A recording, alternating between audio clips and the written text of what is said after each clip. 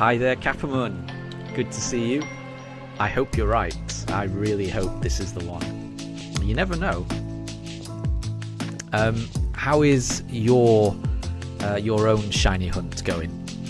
Because I believe you were looking for a Zubat, is that right? I'm hoping that hunt is going well.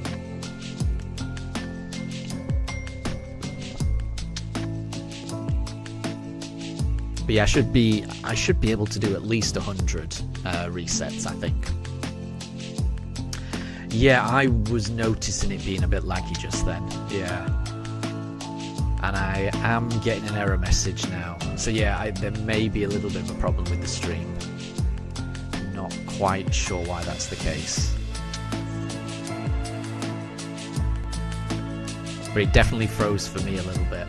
Around the opening of the briefcase, the game kind of froze a little bit. I'm not quite sure what that was about. I'm hoping it settles down. We'll see. So assuming the stream goes okay with not too many lag issues, then I should be doing 100 encounters or so this stream, which should give me a decent chance. It gives me a chance of getting this shiny.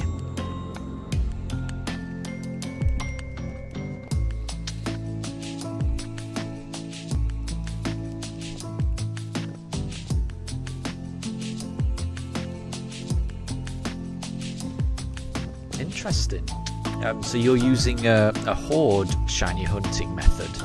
I'm not sure what that is. I haven't really played those games too much. I played the original Ruby Sapphire, but never Omega Ruby Alpha Sapphire. I know there was, well, I don't know. I think there was a mechanic in one of the games where more than one Pokemon would spawn at once, so then you could see if any of them were shiny, and if any were shiny you could knock out the non-shiny ones and just leave the shiny remaining. I'm wondering if that's what Horde is. Sounds like it might be. Again, I haven't played those games too much.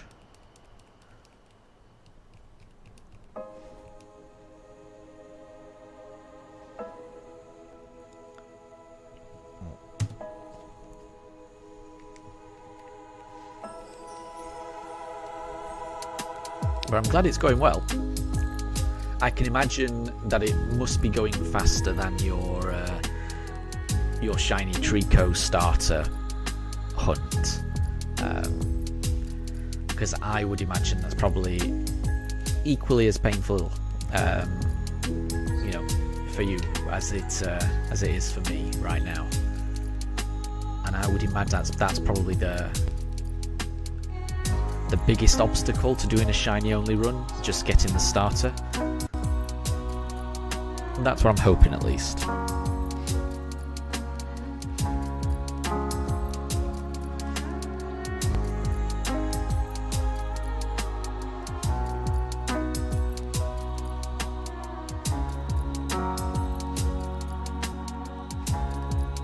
Ah, interesting. So it's a mechanic where you can use Sweet Scent and that will summon a group of 5 Pokemon all at once. Yeah. Interesting, because I'm sure I've seen screenshots of loads of Pokemon on the screen at once, but I didn't know what triggered it or anything like that. That's quite a cool mechanic, I like that.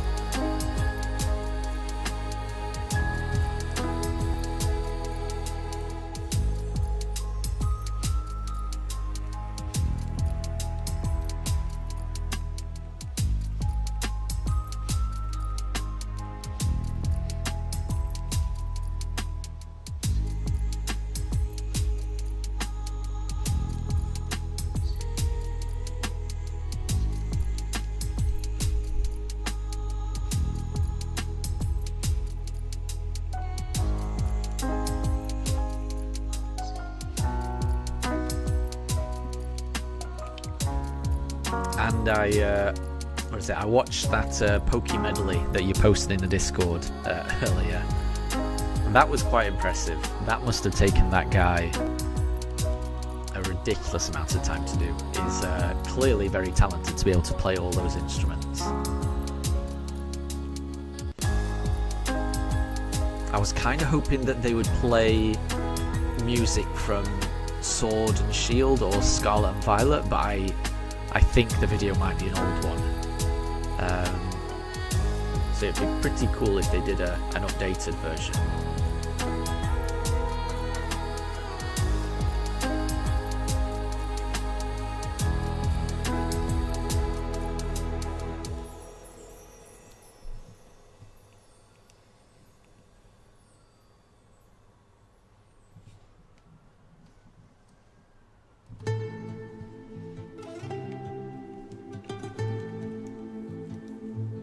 And hi there, Calamari. I hope you're having a good evening. It's all good here. It's all good here. It's quite windy, which is nice to have a bit of a breeze. It's still pretty warm. Got the fans going. Got the windows open. And the pooches are relaxing on the floor. And it's a Friday. It's the end of the working week.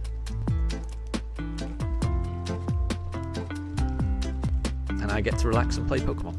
So it's definitely a good evening for me. And Capmon, yeah, they kind of, in that video, the Poke melody that you sent, the guy, he does kind of blend all of the songs into one in a really nice way, in a nice flowing way. It's impressive how many songs he manages to get into that video, and I liked how in the background you could see the roots and the games that each of the songs were taken from. It was a well-made video, I thought. Very well made.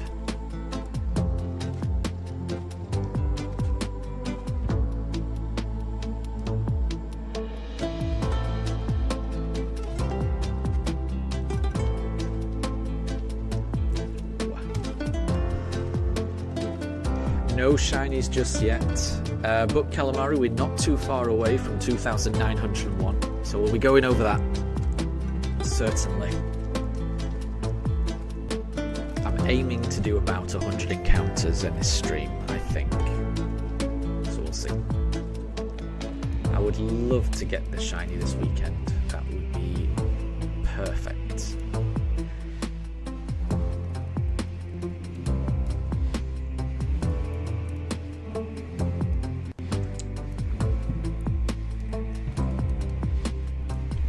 But it'll happen when it happens.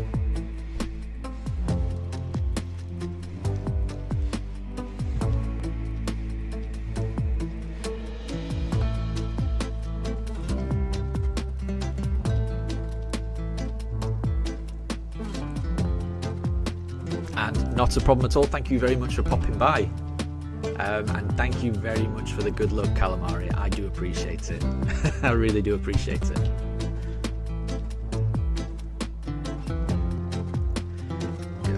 We'll go a Chimchar this time.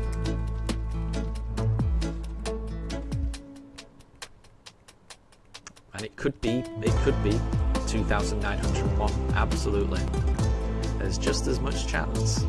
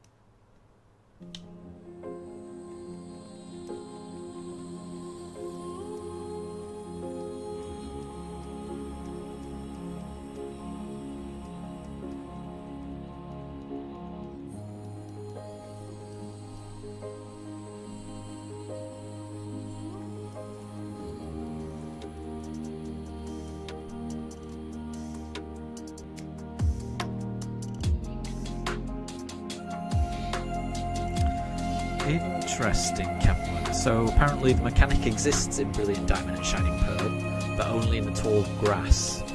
And they call them swarms. I haven't seen any.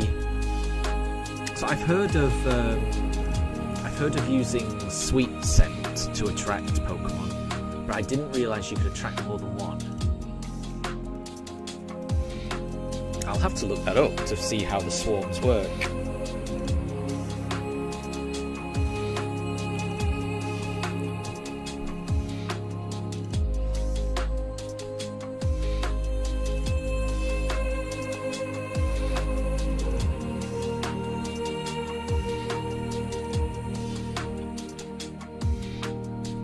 Swarms BDSP.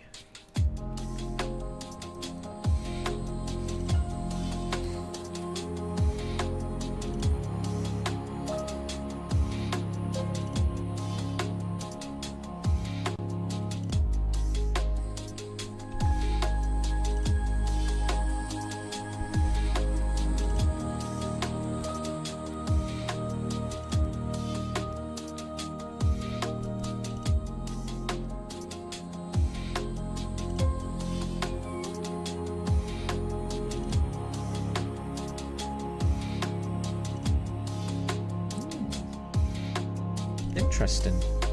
I'm just reading on Cerebi what swarms are in BDSP. Yeah, seems like I'll need the national dex first. And the screenshot on Cerebi seems to be when you walk into a patch of grass and there's a swarm active, you get like 5 or 6 Pokemon just in the. It looks like they're in the overworld. Interesting. I wonder if they appear as shiny in the overworld. Because I know that the Pokemon in the underground that appear in the overworld, in the underground, don't appear shiny, so you'll never know. I'll have to look up that.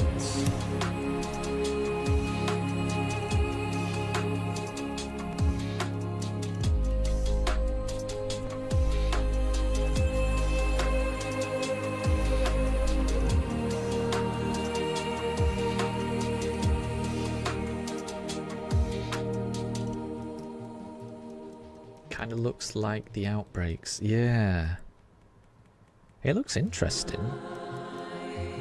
It definitely looks interesting. And I mean, if they appear as shiny in the overworld, then that would make it a lot easier with like 5 appearing at once.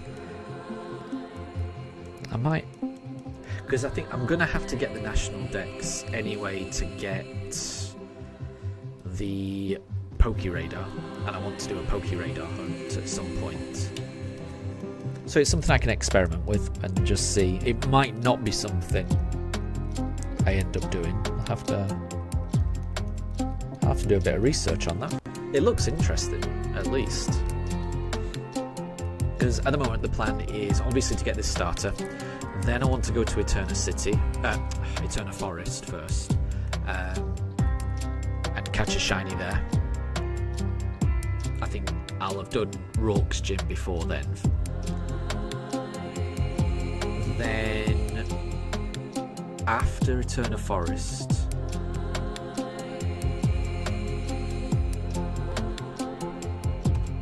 I'm not sure what the next shiny hunt will be. If I've got enough money for Pokeballs, then it may end up being the Pokéradar shiny hunt.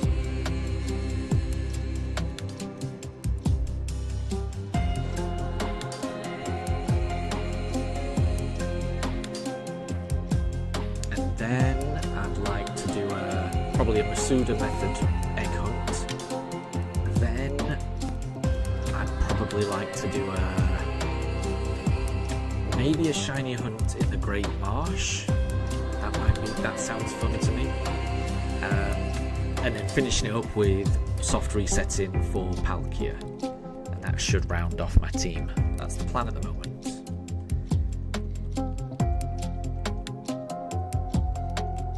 I could swap one of those for a swarm hunt if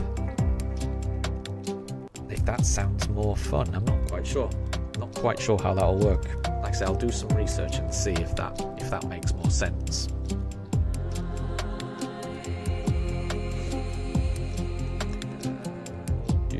We'll do Chimchar.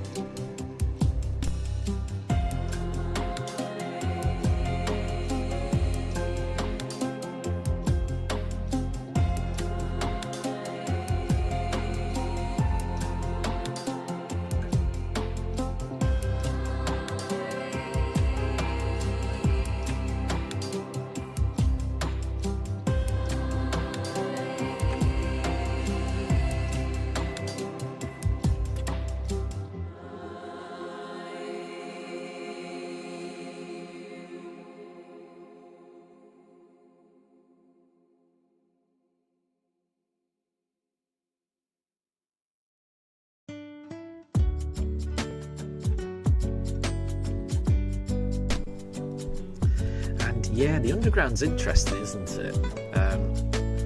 I really wish that the Pokemon that appeared in the underground, just walking around, I wish they showed whether they were shiny or not. That's a real shame. But I do like the mix of Pokemon that you can get down there. I remember when I first played it, I remember finding like a Bite just running around, and that went straight into my team.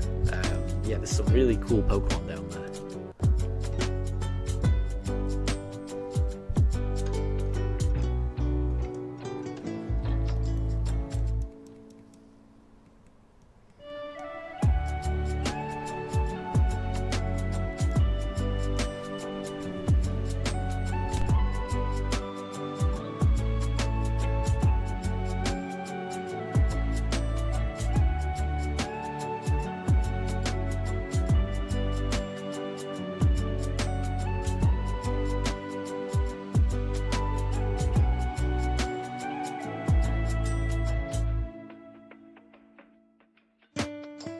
Oh no.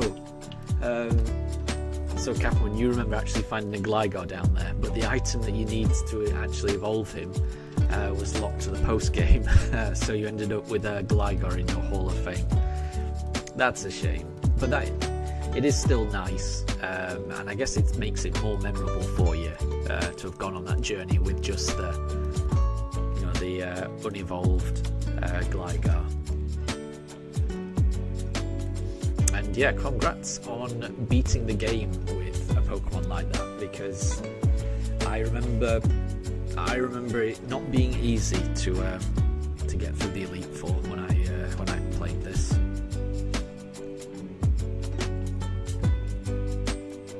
So being able to do it with an unevolved Gligar, that sounds tricky.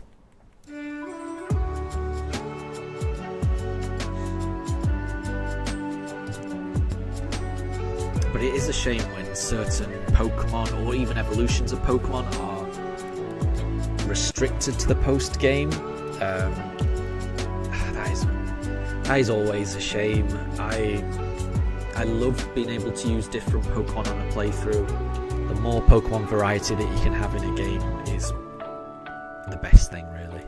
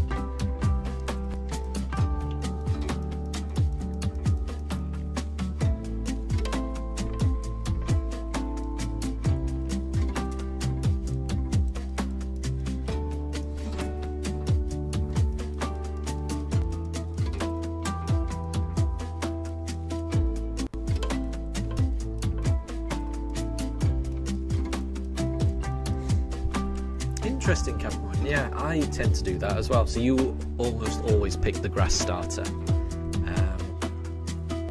but you want to use Roserade, which you don't. It's tricky to double up on grass Pokemon. But yeah, I'm the same. I think I tend to gravitate towards the grass starters. I always find them more fun to play.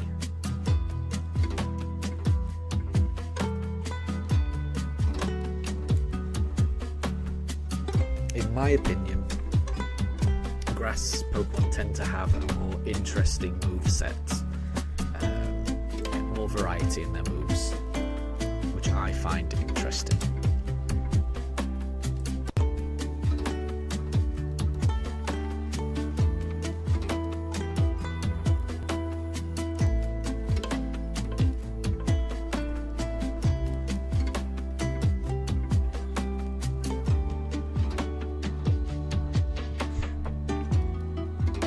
So for your Omega Ruby Alpha Sapphire run, Captain, you've already got Trico and you're going to get Zubat. Do you know what the rest of your team is going to look like for your run, or are you going to decide what, later on in the run, or leave it to chance perhaps?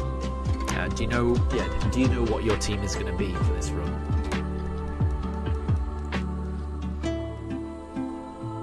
And Captain, you're on Team Turtwig for this hunt. I would be happy with that. I would be very happy with that. I'd be so happy with any of them. I'm a big fan of all the starters in this generation. I think I've said before, I think I have a very, very, very slight preference for Piplup.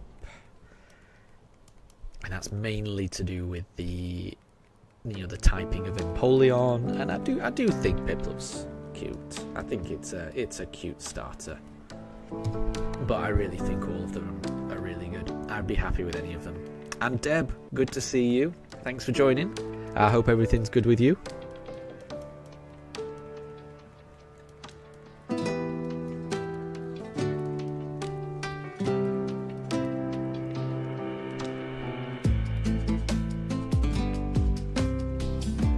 And Debs, you've got another guessing game.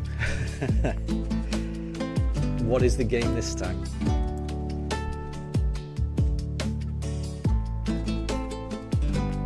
Oh, interesting, Captain. So, for your shiny only run, the very first shiny that you got in Pokemon Go was a Sandshrew, so you want to have a Sandslash on the team. I like that. I like the symmetry there. That's nice. I can still remember the first shiny I got in Pokemon Go as well. Mine was a Whalmer. I was very happy to get that pink whale in Pokemon Go. But that's cool. That's cool. So you'll have Trico, Zubat, and Sandslash. You'll have a Sceptile, Mega Sceptile. I think I remember you saying Mega Sceptile, Crobat, and a Sandslash. That's the makings of a good team.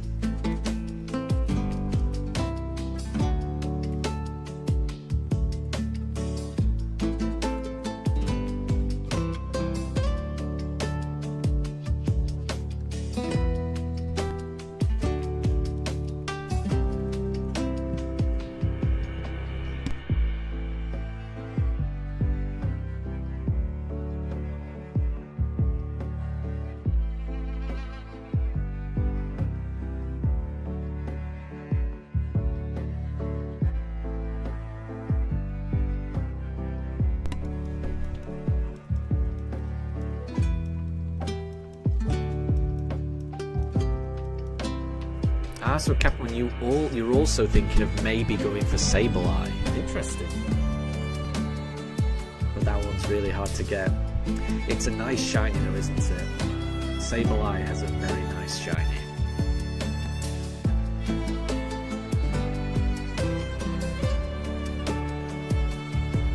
But if it is too tricky to get, yeah, I don't blame you for not going for it. If you've already done intensive starter hunt, then I can understand not wanting to launch into another massive shiny hunt. But yeah, I'm not quite sure how difficult it is to get Sableye, but it's a very nice shiny, that's all I'll say.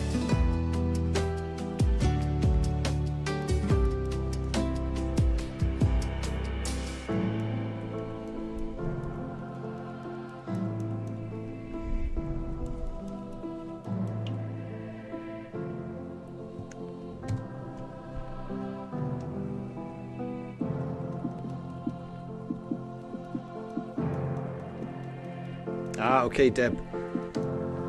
So Deb is reading out or has written a Pokédex entry for a random Pokemon. We've got to try and guess what it is. So it sleeps for 18 hours a day.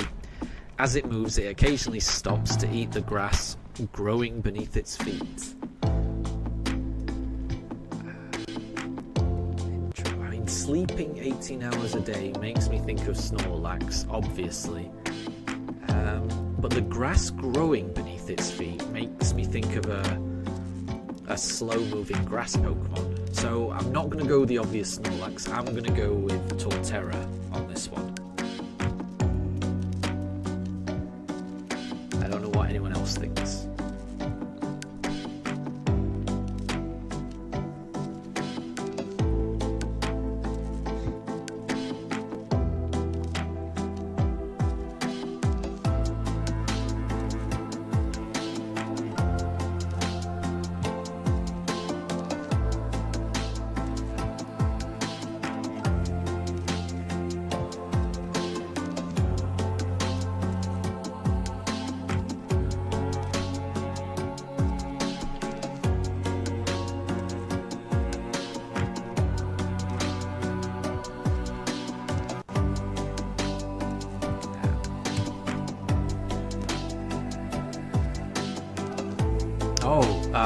So it was Snorlax. I thought that was too obvious. That's why I went for Torterra. Snorlax would have been my second guess, though. Snorlax would have been my second guess. I'm surprised that grass can grow underneath a Snorlax's feet. I would have thought it would leave a huge footprint and destroy all of the flora that it walks through, but obviously not. I didn't realise that Snorlax ate grass either. You'll learn all kinds of interesting facts from the Pokédex.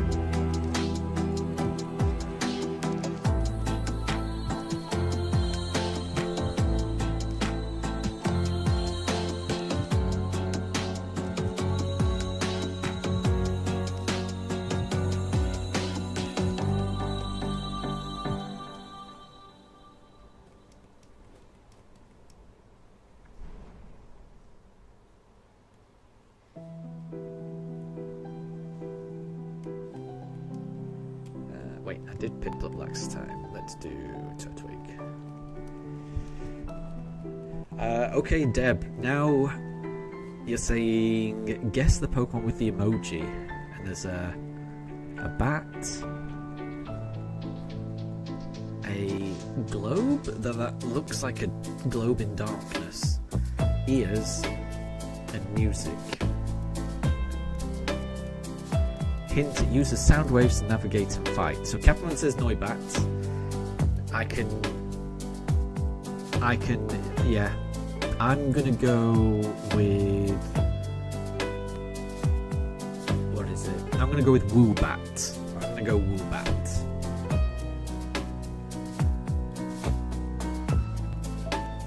As my guess. I guess it could also be Zubat, but I'm gonna go Woobat.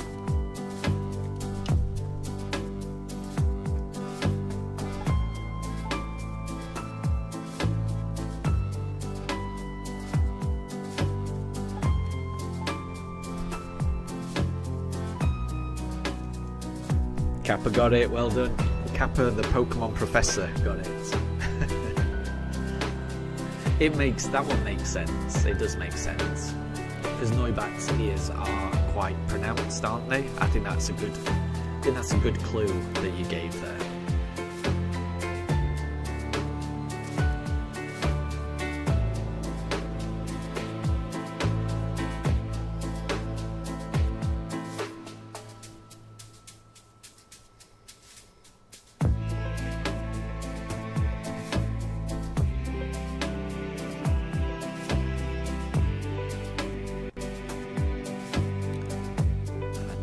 there's another emoji. So that's the dinosaur, electric, and a guitar. Oh, what am I doing? I got distracted. There we go. Yeah, toxicity makes sense with the electric and the guitars, doesn't it? But the reptile, I didn't realise it was a reptile. I'm gonna go. I don't know the name of it. Helio. I don't know what it is. I can picture the Pokemon. Helioptile or something like that. And that's what I'm going to go for. Because at least then in my head the dinosaur and the electric makes sense. I'm not sure where the guitar comes in, but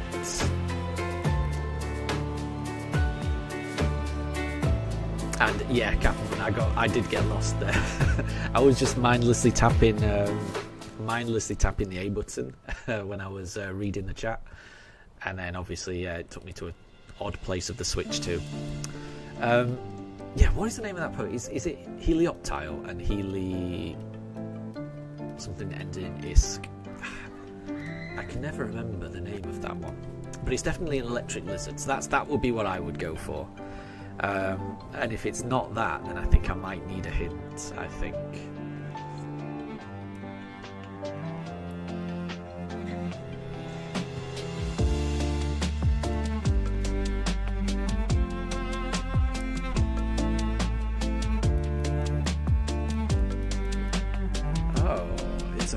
Known for its shocking roar.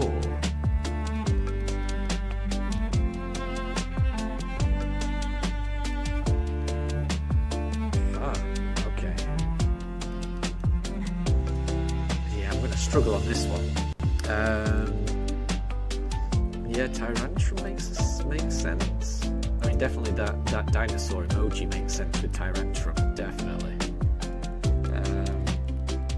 Yeah, if it's not an electric type, then yeah, I kind of think Tyrantrum makes sense. That's a tough one. That is a tough one.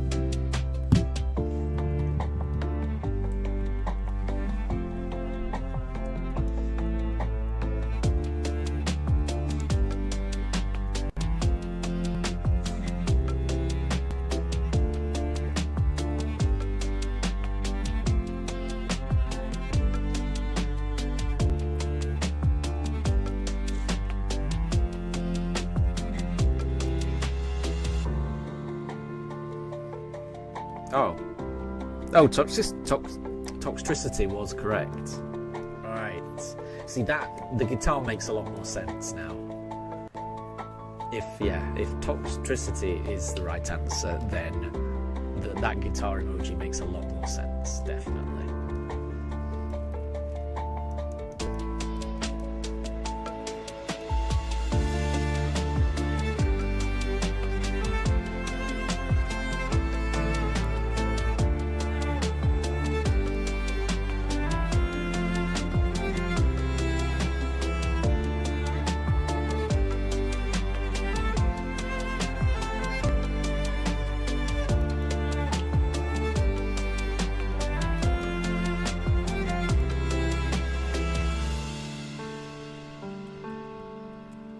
And well done, Kappa. Well done, Kappaman. So it was Toxtricity in the amped form, and it was also Tyrantrum.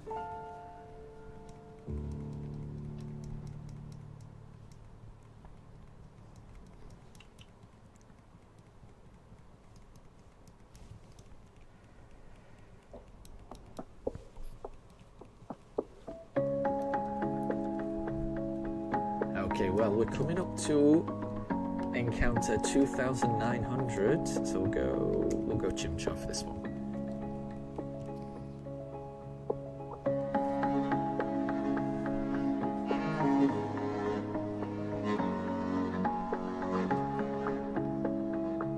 No, but the next one will be 2,901, and and if Calamari's right, this is the one. So let's see. So Deb's done another emoji.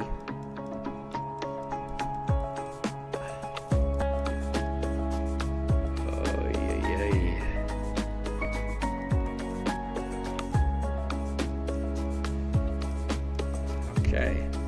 Catherine has guessed unknown.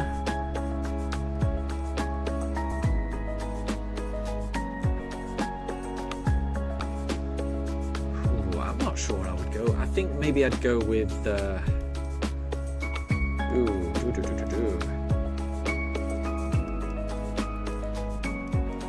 Well, there's an eye, there's a brain, that's making me think, and a crystal ball, that's all making me think psychic.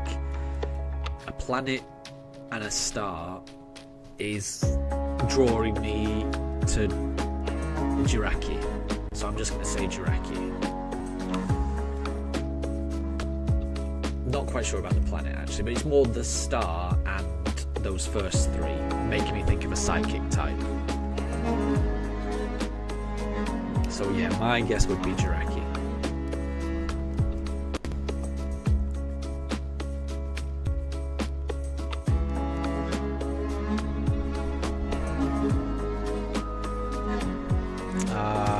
But it wasn't Encounter 2901.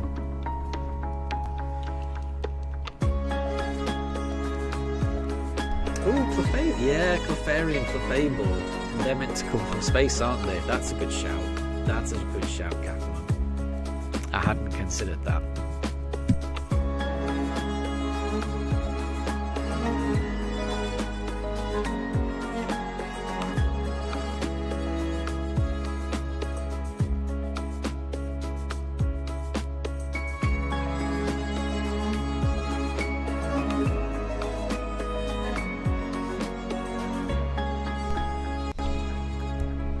So those were not the answers.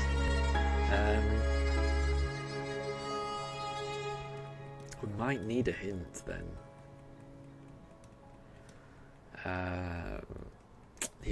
Yeah, because there's a planet. Yeah, I think I might need a hint. There's something that I am kind of thinking of, but I'm not sure the other emojis really fit with it. So, yeah, ooh, that's a good guess, Kaffman. So yeah, Kaffman's guessed Deoxys. I didn't think of that. I was kind of thinking Cosmog. I think we need a hint, Deb. I think we need a hint.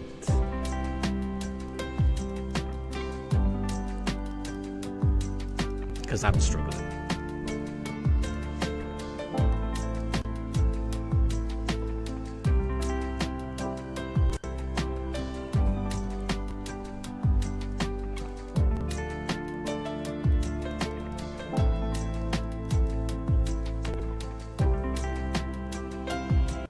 Pokemon bends reality and is associated with space.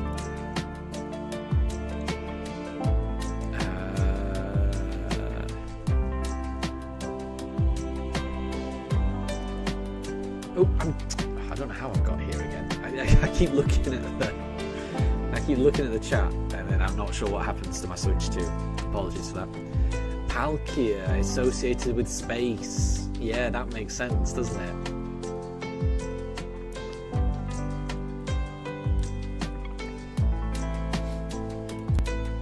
Because Dialga is all about time, and Palkia is all about space.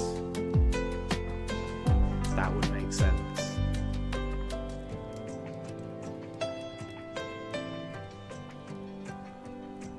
If it's not Palkia, oh yeah, I'm not sure. In the anime intro, oh good, Capmon got it. Well done, Capmon. Well done, because I was out of ideas. And yeah, the profile select screen caught me out again. It's when I'm looking at chat and I'm just pressing the A button constantly. It takes me to some strange places within the Switch menus. Okay, right, we'll go Turtwig.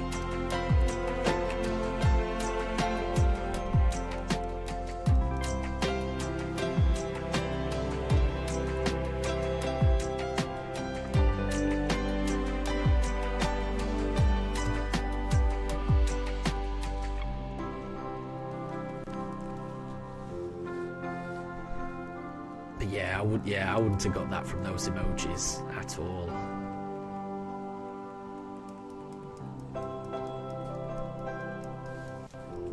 But yeah, I guess the last two do allude to space.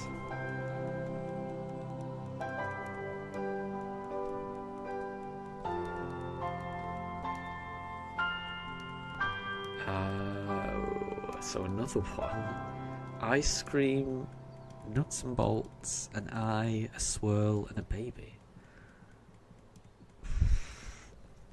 Well, I mean, because there's an ice cream, you immediately go to, you know, Vanillite and that line. But I'm going to be honest, those screws, you know, the kind of nuts and bolts type thing, that doesn't make a lot of sense to me. Neither does the eye or the baby.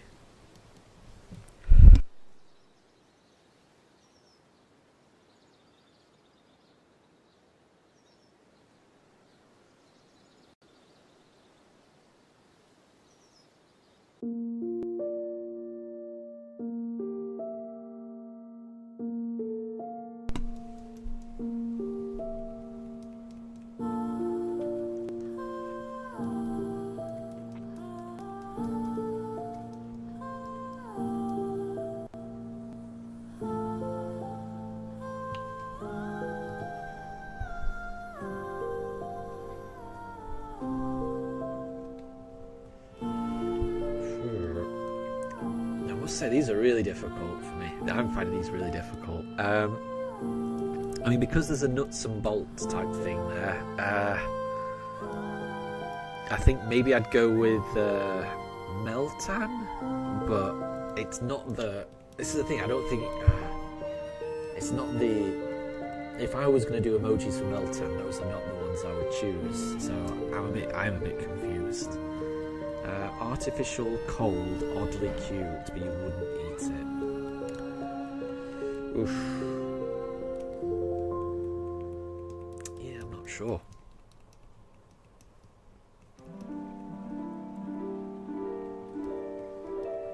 Kaufman says vanilla. Yeah, I mean that was my first thought with the ice cream, that line. Oh, vanilla. Okay. Yeah.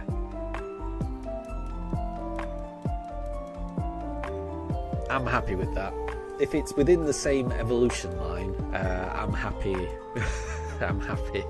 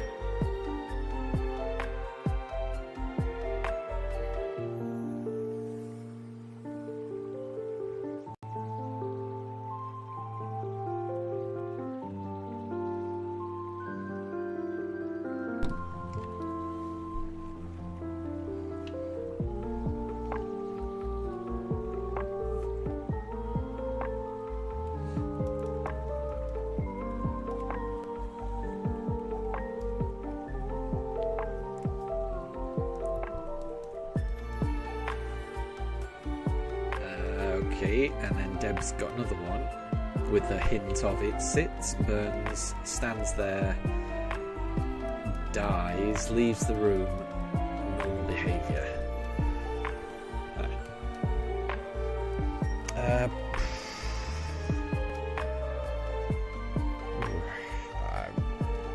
Yeah, I'm really not sure what this one could be.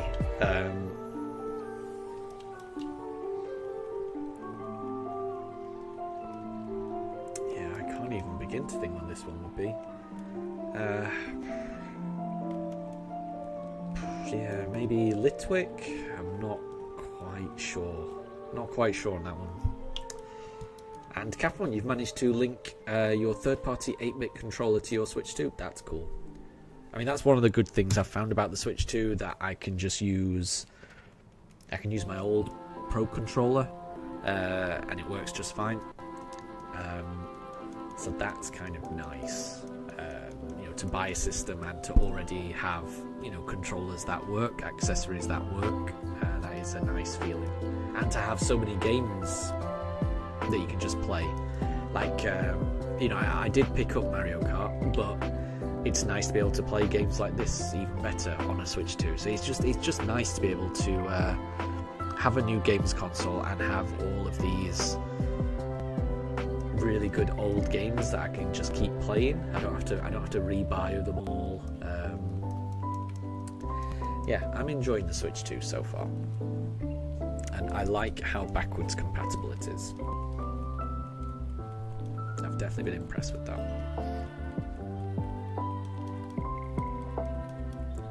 And yeah, Deb, I am struggling with that one. I think my guess would have to be Litwick, but I'm not optimistic with that guess. I'm not sure what else it could be. We'll go Piplup.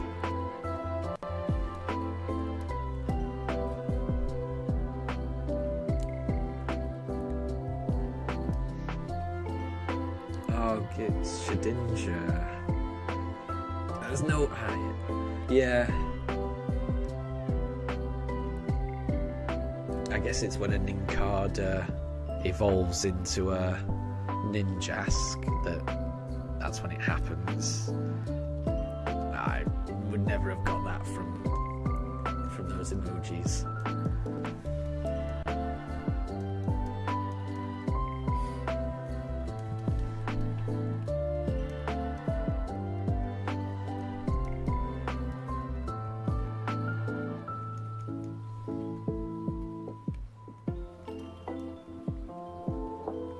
That was definitely a hard one. Yeah, there's quite a few where, there's no way I'd be able to get that. no way. I could have 1,000 guesses. I'm not sure I would have got it.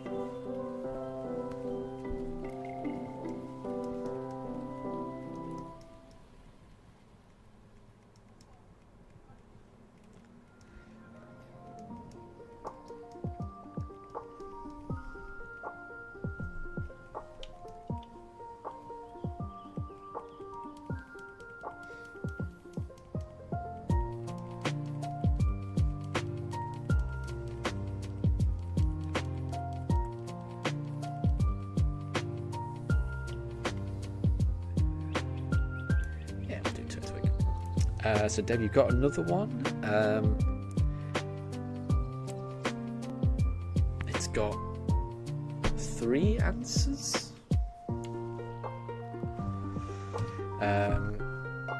Disguises, darkness, and edge.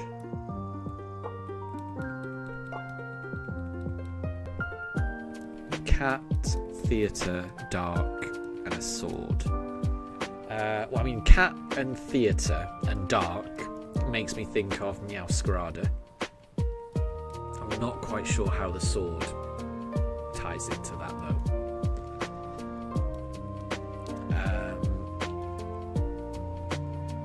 And I'm not sure how disguises or edge fits into that either.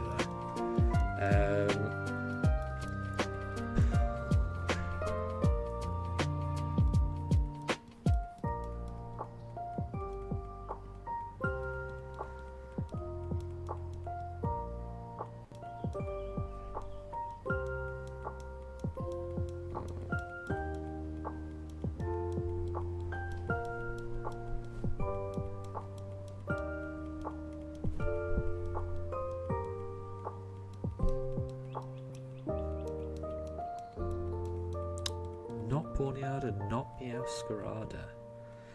Okay, well, the other dark cat, yes, Catherine, yeah, Lipard's a good one. I was kind of thinking Incineroar, actually. But Lipard works as well, doesn't it, as a dark cat? So I'll go Incineroar.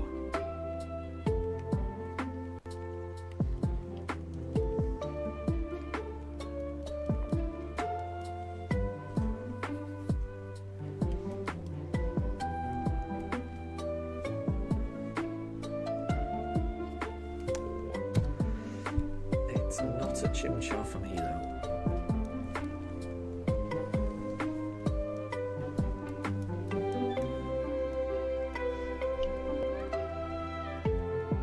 Nickits, yeah. Yeah, the fox Pokemon, yeah.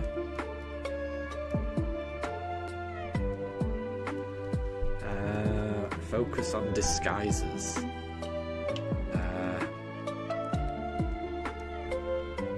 In that case, Zoroark, maybe? Yeah. Yeah, Kaplan's got it.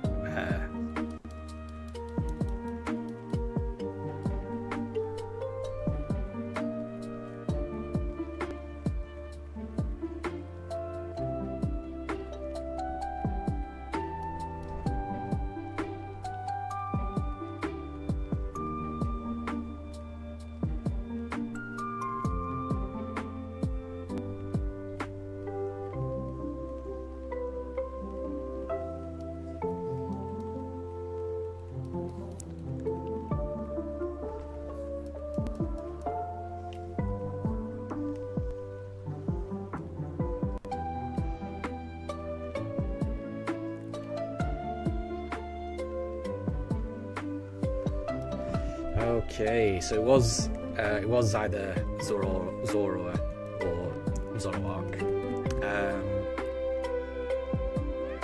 but then there's two more. And do all of the clues work for the other two answers then? Like,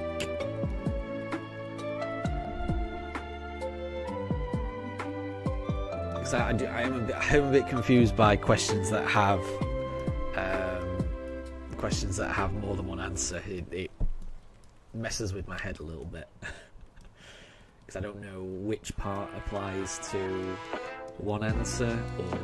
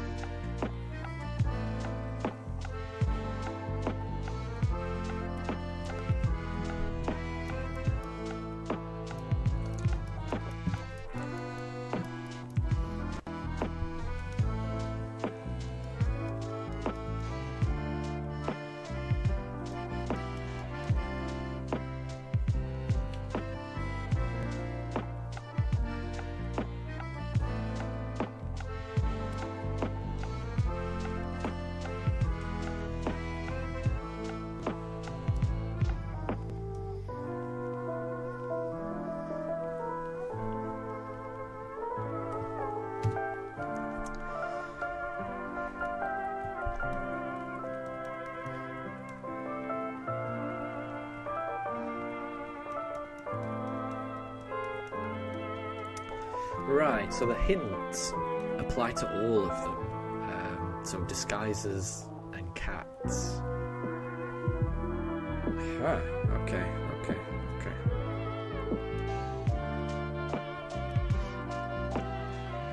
And Mega Gengar, good to see you. And yes, we are actually getting close to 3,000 encounters, aren't we? We won't be getting to 3,000 encounters in this stream, though.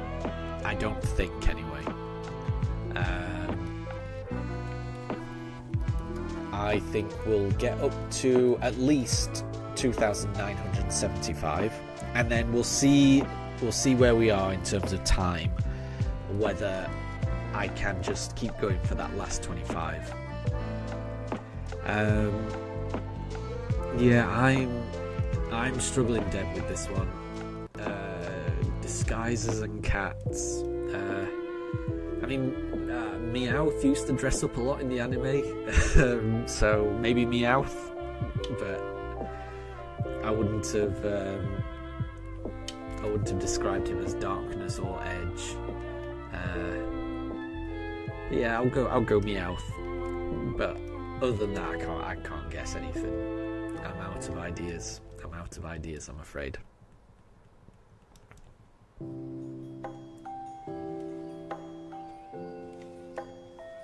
Because yeah, I mean, Jesse and James in the anime used to dress up all the time. And Capmon, you're already up to 2,500 searching for your Zubat. Oh, I really, really, really, really hope you can get that. Oh, Meowth was one. Okay, there you go. There you go. We got one. We got one. And Mimikyu was another. That was a tough one. That was a tough one.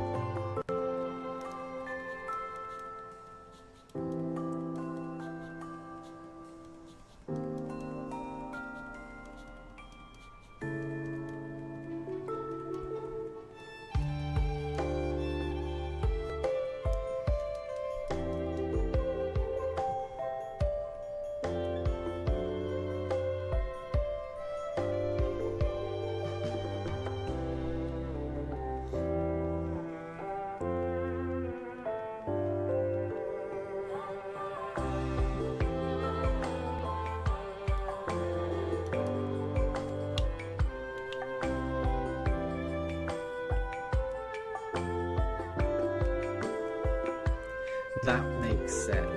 Yeah, I just forgot about that, Deb. Well, I didn't know what Mimikyu's ability was, but I do know that obviously when you hit Mimikyu, it doesn't take damage that first hit or something like that. But I didn't know what the actual ability was. I don't think I've ever done a playthrough with Mimikyu before, so I don't know too much about it. I've had to battle against it in Rhyme's gym in Scarlet and Violet, but yeah, I didn't know what the ability was called.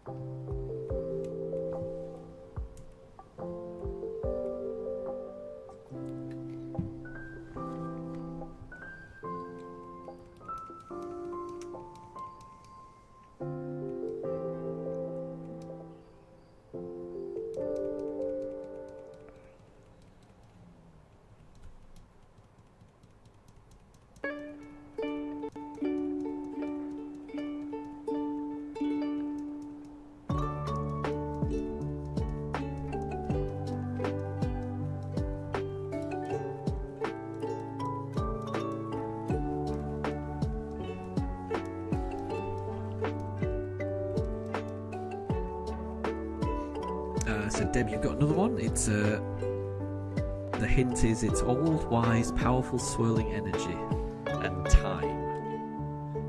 And there's a snake with a graduation cap, books, a swirl, and time.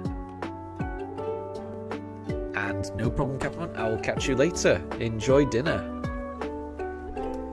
We'll go Piplup.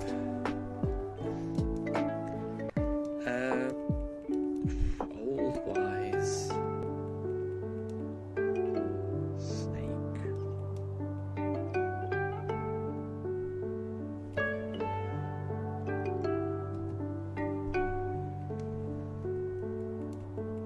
And yep, we'll catch you later, Catherine. Yeah, I'm not too sure.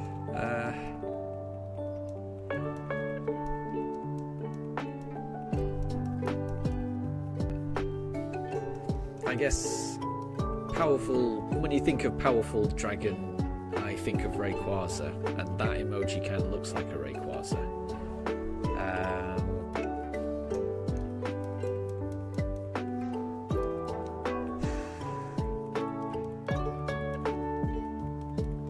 But I don't really know what.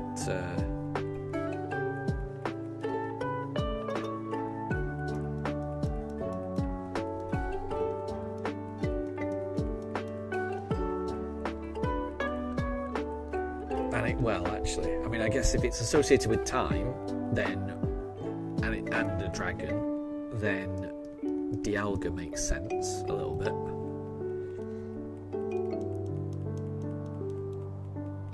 Calamari suggests Drampa. That could be it. Jumper kind of looks like a professor to me.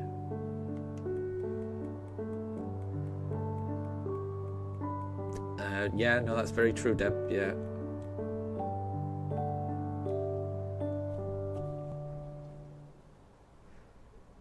And calamari, yeah. Sadly, we didn't get it on Encounter 2901. We may get it on 3001. That is always a possibility. We'll have to see. But yeah, that won't be on this stream. That will be on one of the weekends streams, I would imagine.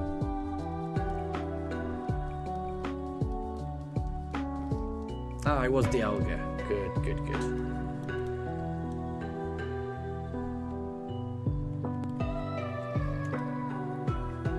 That makes sense. That makes sense.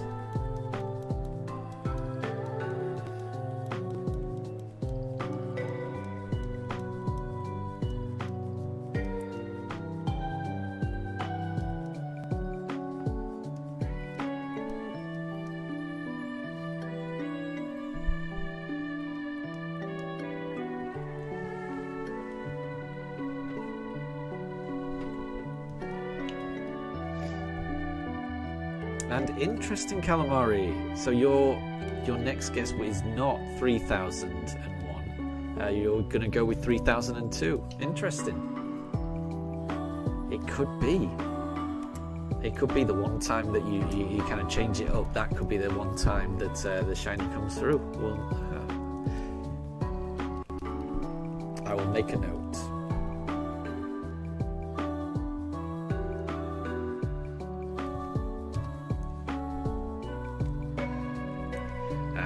Deb, you've done another one with playful, floating, maybe creepy, surprisingly clever. Well, you've done a balloon and a ghost, so I'm going to go Drifloon or Drifblim.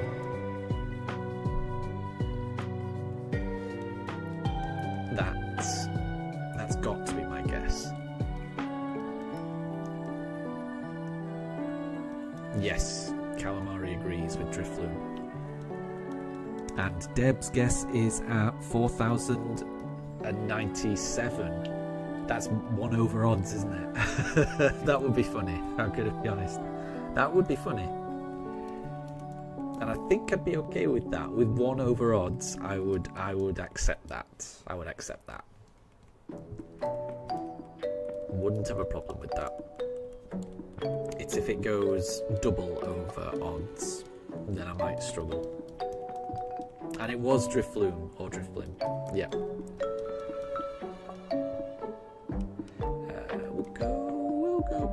We'll go Piplup.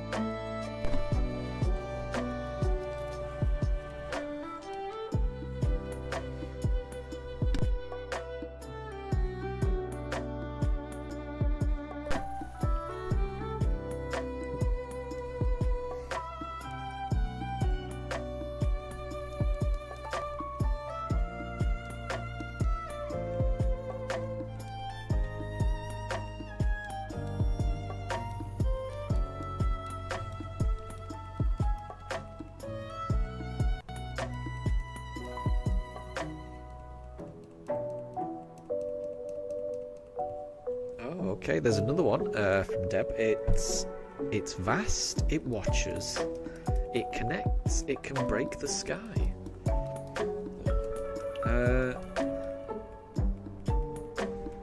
Well, there's a picture of a bridge and kind of like metal links, so that's making me think of Duraludon.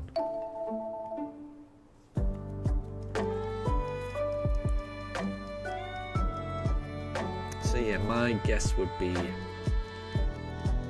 Duraludon, I think.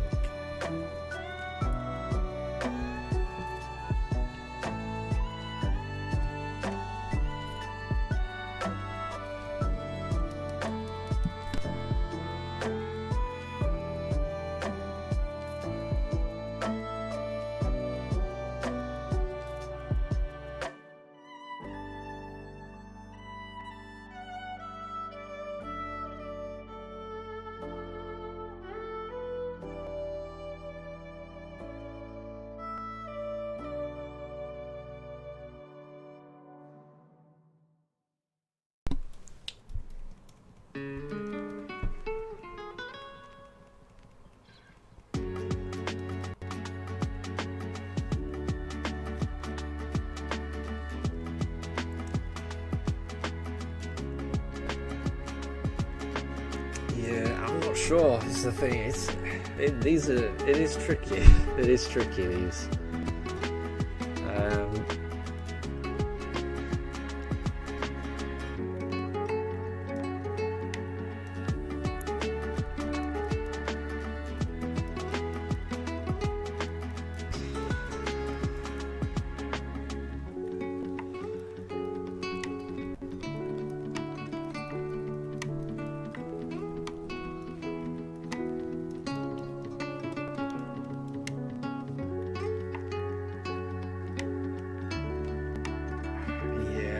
So, the first hint is that the first one is C, and the third hint is that the chain kind of represents bonding rather than metal.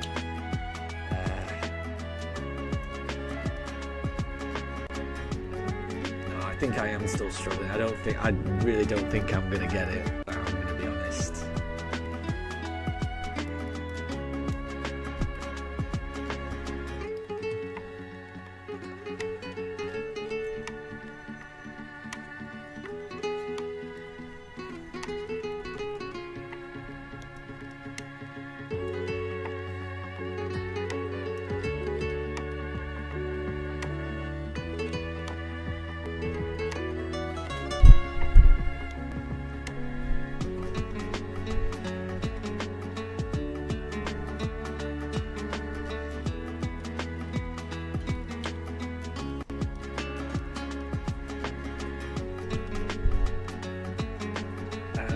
Sea and Storms Legend Trio. I mean, a Legend Trio suggests Kyogre, I suppose. But yeah, I wouldn't. Calamari goes with maybe Lugia.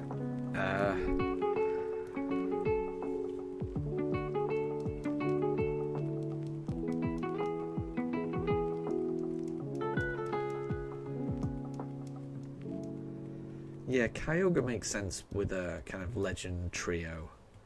But I'm going to be honest, I don't know all of the lore behind all of the legendaries and things like that, so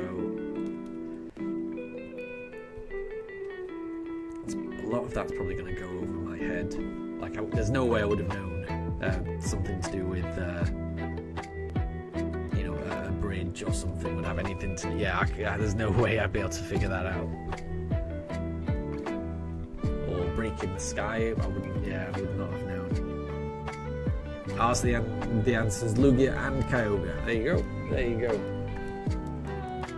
I got one of them.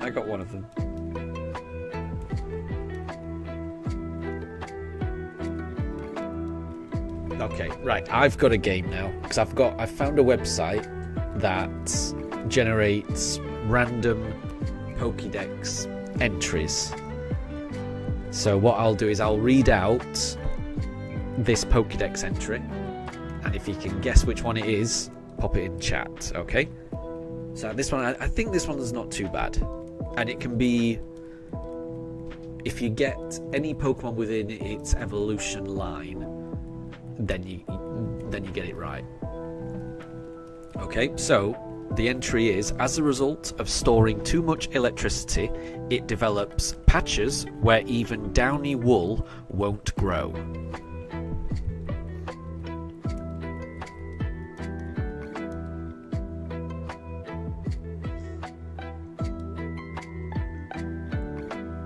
for your one, Deb. That's a water turtle. That's got to be Squirtle, surely. That's the OG water turtle. And Pranju, good to see you. Good to see you. I hope you're doing well.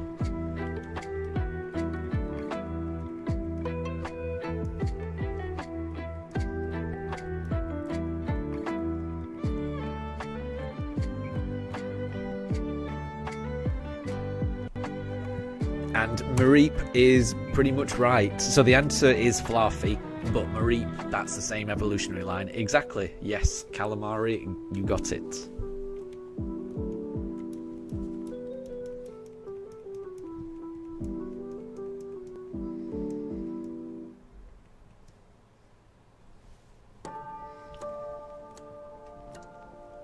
And it was Squirtle. Good, good, good. That one makes sense. Yeah, I like that one.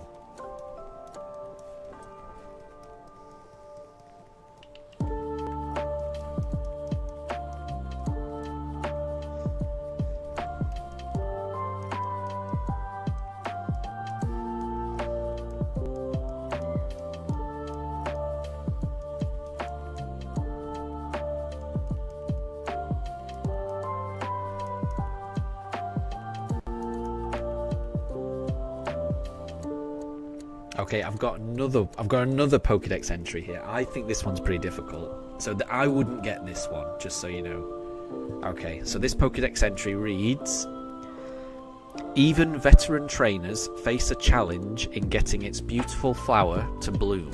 This Pokemon is popular with celebrities. I would not have got this one, just so you know. I think that's quite a tricky one.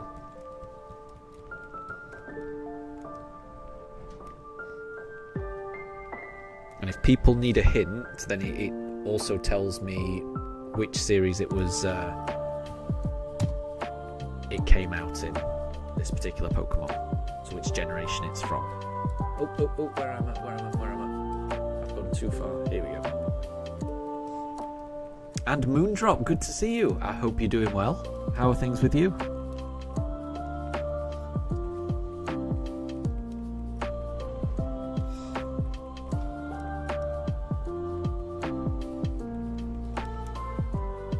Because everything is all good here. It's the end of the working week. The weekend is here. My pooches are nice and relaxed. They've been calm the entire stream so far. They haven't heard any neighbourhood noises and decided to bark or anything like that. They've been really calm.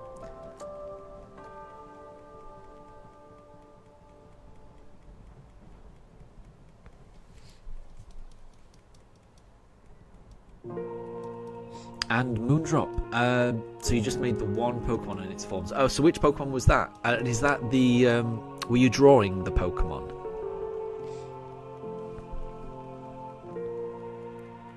And Calamari guesses Bulbasaur. It's not. So I'll read it out again. Even veteran... Oops, let me just pick Turtwig. Even veteran trainers face a challenge in getting its beautiful flower to bloom. This Pokemon is popular with celebrities. And Deb has got it. It is Lilligant. It is Lilligant. I think that's a really tough one. So Pranjul, I was just reading out random Pokédex entries and getting people to try and guess which Pokemon I'm describing, or is being described by the Pokédex entry.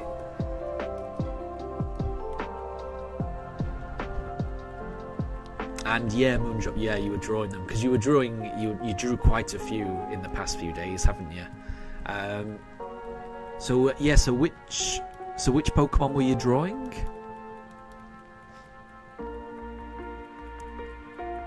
But it took you 3 or 4 hours to draw. That's impressive.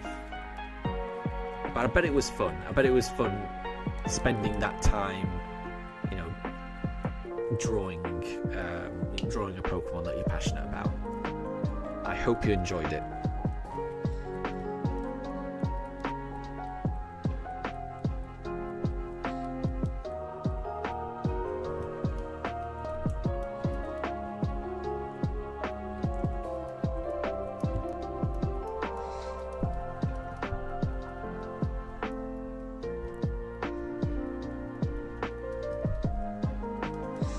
Ah, okay, Moondrop, you'll give a hint on what it was that you drew? Yeah, sure.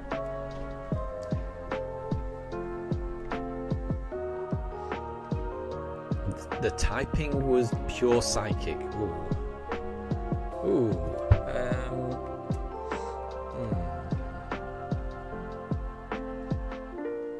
Maybe you drew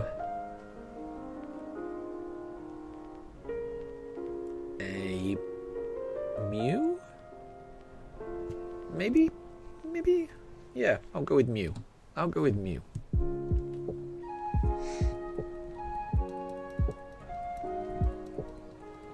And Calamari's gone with a Pikachu, but with a Terra Psychic type. That's, yeah. I guess in Scarlet and Violet, anything can be a Psychic type.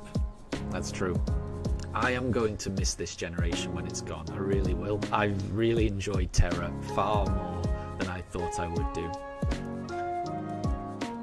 Ah, Moondrop, it was Deoxys. I should have... Now you've said that, I should have got that, because you did say earlier on you drew one Pokemon and its forms, so I should have guessed it was a Pokemon that had lots of different forms. I did that. Now you've said it, that makes what you said earlier made a lot more sense. I should have got that. But that sounds cool. I bet, yeah, that sounds cool. It sounds like you've drawn quite a lot of Pokemon over the past few days, which is really cool, and I hope you've enjoyed it. Because I think I remember you saying that today was your last day of having these art classes.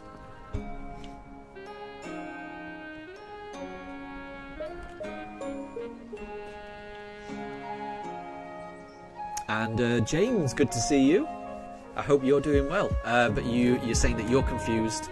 In other chats, it shows your @ handle, but here it's normal. I'm going to be honest, I'm a bit confused by that. I'm not quite sure what that means.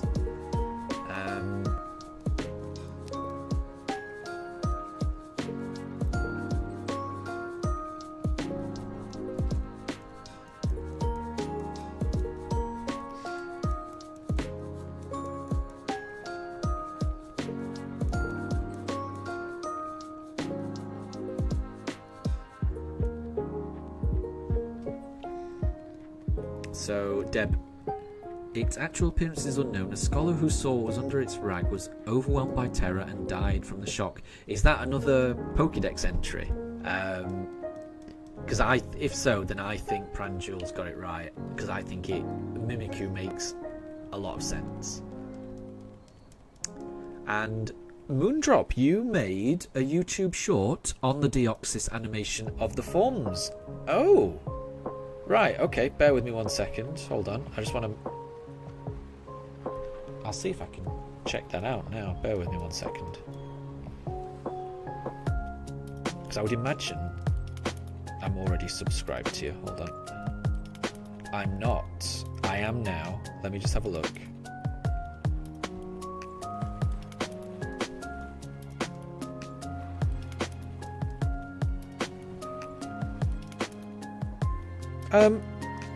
That's really good. Did you draw all of those, Moondrop?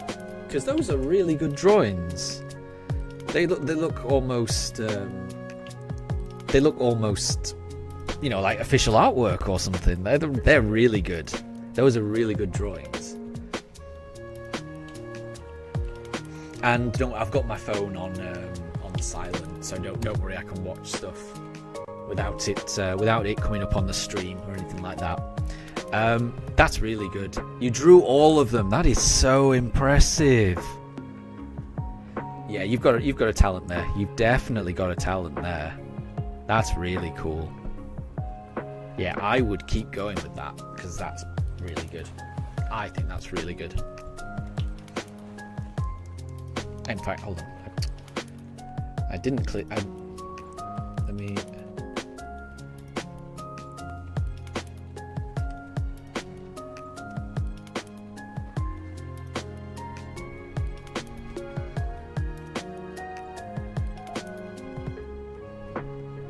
There you go. I forgot to leave a like and a comment. Spare me 1 second.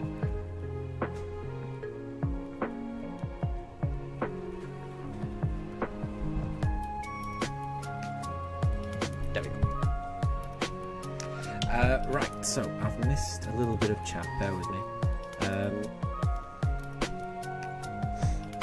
So it was Mimikyu.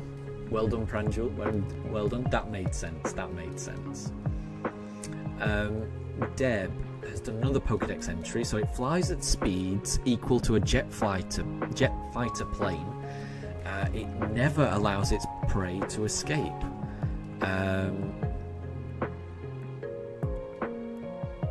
Calamari's gone for Garchomp. Deb is confused why they've gone for Garchomp. But I was surprised that Garchomp does. I think I might have gone for Garchomp as well. Because when you go up, I was shocked when I first saw Garchomp flying.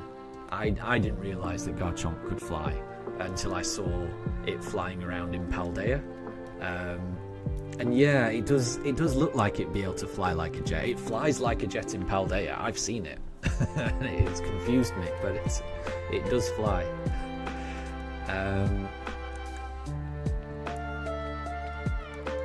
So I think I may have gone for Garchomp. It flies at speeds equal to a jet fighter plane. So Pranjul thinks it could be one of the regional birds. Yep, that could be. Well, I mean, Latios and Latias look like fighter planes, don't they? But I never think of those two as hunting anything. Pranjul has had the same idea, Latios and Latias. And yeah, Calamari, you've seen it as well in Paldea, yeah. I was so surprised when I saw Garchomp flying around. It blew my mind. Because yeah, I did not know that it could fly until Scarlet and Violet. And it was, it was fun. Deb says that Pranjul is pretty close. So it sounds like it is one of the regional birds. And Wolf, good morning. Good morning. I hope you're doing well. I saw one of your videos on TikTok where you were beating the fire gym in Sword with your Vaporeon. So I hope your Sword and Shield run is going well. So Moondrop is guessing Kilowattrel, that makes sense. It's not Latios or Latias. Calamari thinks Swellow. Yeah, Swellow's fast, isn't it? It sounds like it's one of the regional birds. So I'll go Zapdos, I guess.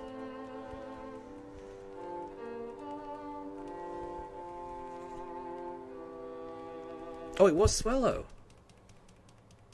I think I misread. I thought it was a regional bird. So it was Swellow. Swellow does go really fast, doesn't it? I do remember reading that Swellow goes really fast. So that definitely makes sense.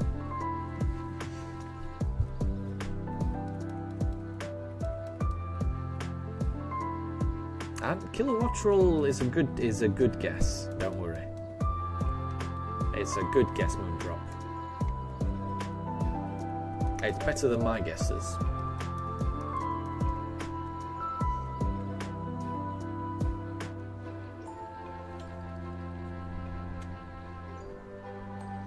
So I think at the moment we're playing a kind of varied game of Who's That Pokemon. So there's been various emojis or Pokédex entries. Pranjul is saying they're going to give some hints.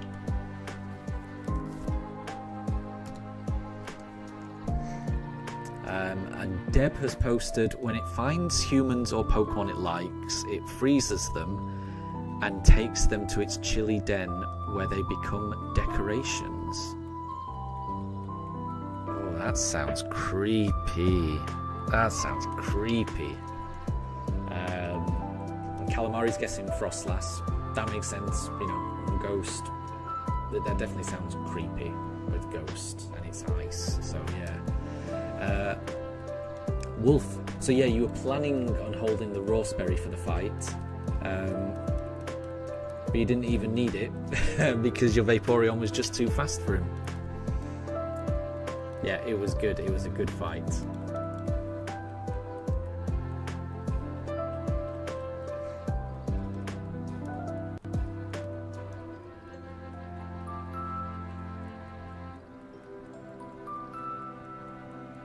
Okay, right. I think we've got two guesses at the moment in chat.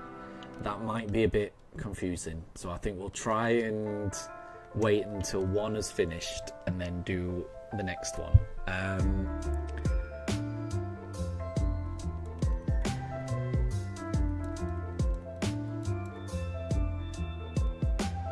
But Calamari got Deb's one, so that's good. So the answer to Deb's one was in fact Frostlass. That makes sense. That definitely makes sense. Oops, I'm in the wrong bit. Getting caught out by the thing. So then Pranjul's one is first generation water type. Many people confuse it to be another typing, but it's actually a pure water type and based on a bird. Psyduck makes sense, doesn't it? Because yeah, when you look at it, especially watching the anime, you do assume that it's going to be a psychic, especially with that name as well. But it's not. And then it kind of carries on that theme when it evolves, in that it evolves into Golduck. And since Psyduck is gold coloured, you assume with its evolution being called Golduck, it's going to be a gold duck, and it's not. It's just a blue duck. So Psyduck doesn't make sense. It's called Psyduck and it's not psychic type. And then its evolution doesn't make sense because it's called Golduck and it's not gold. It's confusing to me.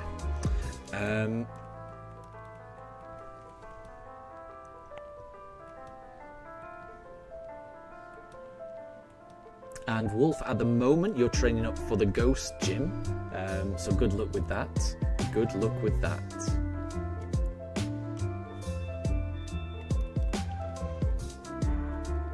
And that makes sense that Shiny Umbreon will be able to help you there.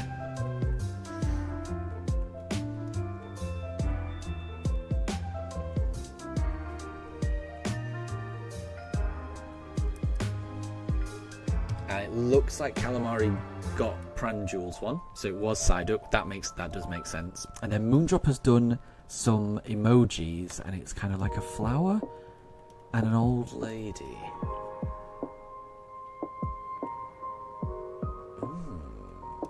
That's interesting. That's interesting. I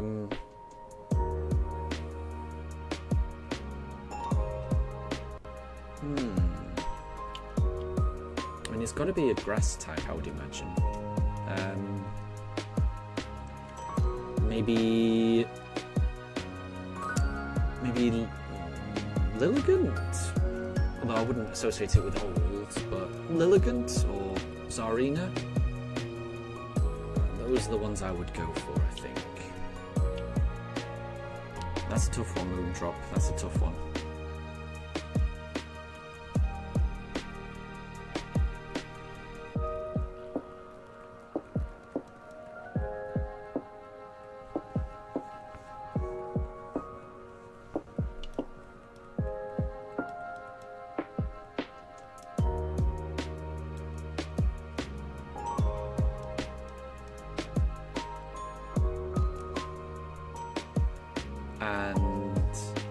Moondrop saying which one? Ah, okay, so I'm assuming...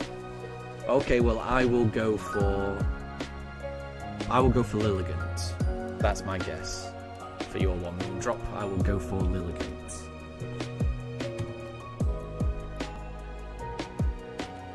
Calamari's guess is Drampa, of course. Terra Grass Drampa.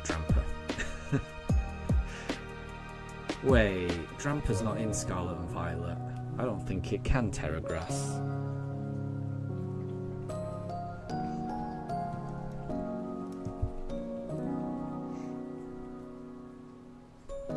Oh, so Moondrop, you're asking which Lilligant. Oh, right, okay.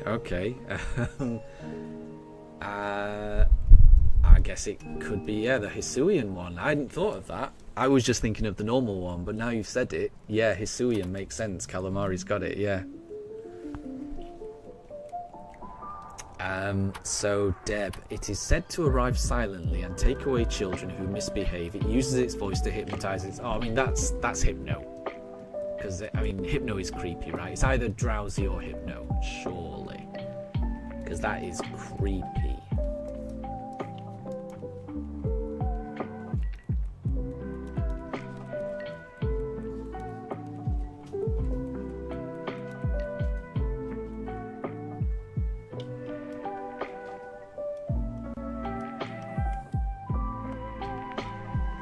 So Calamari, yeah, you were thinking Calamari, you were thinking that the emojis were directly linked phonetically to how the name sounded, which, yeah, Eldergoss, elder, like an older person, that does make a lot of sense. That makes a lot of sense, actually.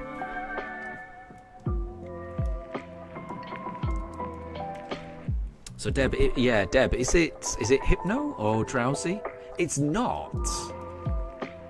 No way. Okay, hang on, right. It is said to arrive silently and take away children who misbehave. It uses its voice to hypnotise its targets.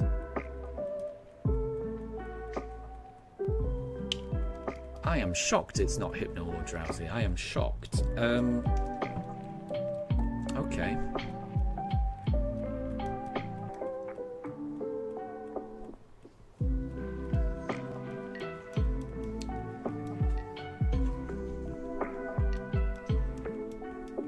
Ooh, Calamari's going for Drifloon. Yeah. Now you said that, now I'm actually thinking, yeah, Ghost Pokemon is probably a better way to go than Psychic. All I was just trying to think is, which Psychic Pokemon could it be? But actually, Ghost Pokemon is a really good shout now you said that. Yeah.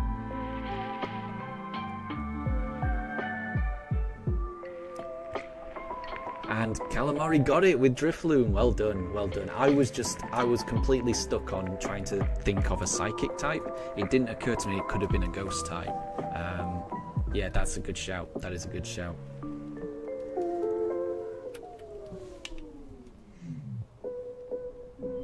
I'm assuming it was Drifloon and not Calamari's other guess, which was Hatchram. So I'm assuming it was Drifloon. And thank you very much for the shiny look, Wolf. Thank you very much. Ah, Calamari. Okay, so whenever it mentions children, then Drifloon is the go-to one to go to. Right. Interesting. Yeah, I don't know too much about the Pokemon lore. And Moondrop. There's a couple of emojis there. It's a electricity, lightning bolt, and a no entry sign. I'm gonna assume that no entry sign kind of looks like a Pokeball, so I'm gonna go with Electrode or Voltorb. That's my guess. 'Cause it kind of looks like a Pokeball to me.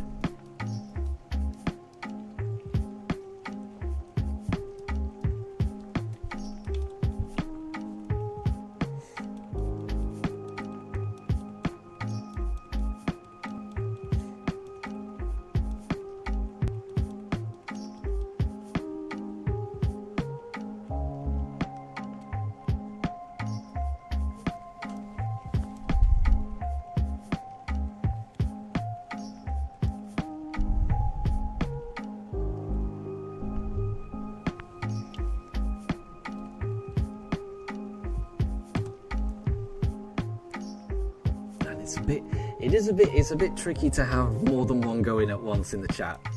So we've got Moondrop's emoji, which is the electric and the no entry sign. Then we've got Deb's, which is a Pokédex entry that reads, "It was a Pokemon that was formed by a spirit possessing a cleaning cloth. It's said to repeatedly wipe down tables in an empty house." A spirit possessing a cleaning cloth. Maybe Shuppet? I think that would be my guess for your one, Deb. And my guess for Moondrop's one is still Electrode or Voltorb. Let me know. Let me know if it's right.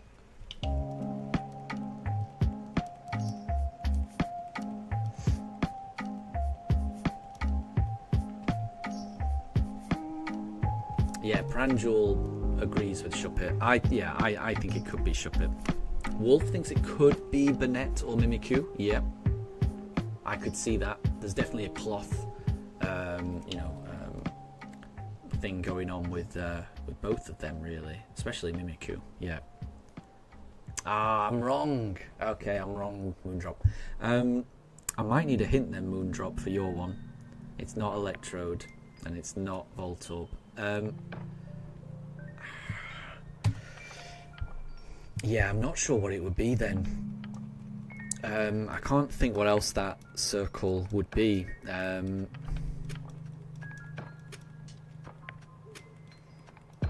Yeah, I can't think what that would be then. Because the only other circular thing that I'm thinking of is a Magnemite, but then you'd use a magnet emoji if it was Magnemite.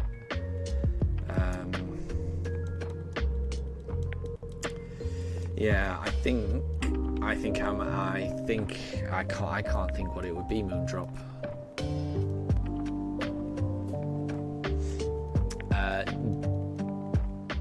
Deb is saying it's not Shuppet, Banette, or Mimikyu for the Pokédex entry one.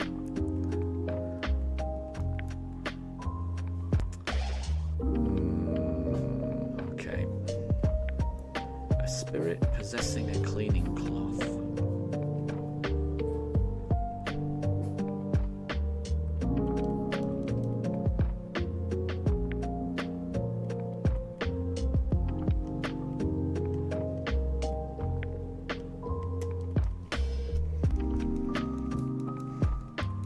Yeah, I'm struggling on both of these. I'm gonna be honest. I think we might need another hint on your one, Moondrop, and we also might need another hint on your one, Deb.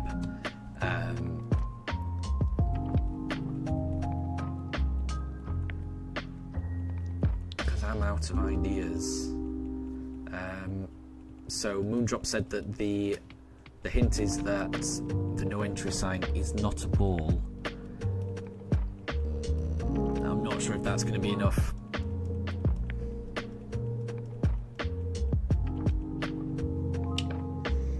Deb is guessing Electivire, Luxray or Manectric, and Moondrop has given a hint that it was introduced in Gen 5, so black and white. I'm definitely going to struggle with that because that's one of the generations. That's when I stopped playing, basically.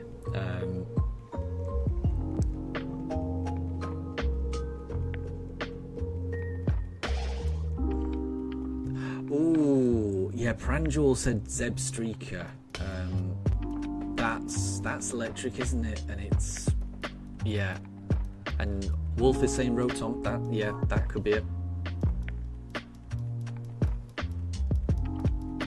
And Deb, your one was Sinistea. It was a Pokemon that was formed by a spirit possessing a cleaning cloth. I would never have got that. I didn't know Sinistea was anything to do with a cleaning cloth. That's a difficult one, and it was Electros. Calamari got it. There you go. I definitely wouldn't have got that. I wouldn't have got that.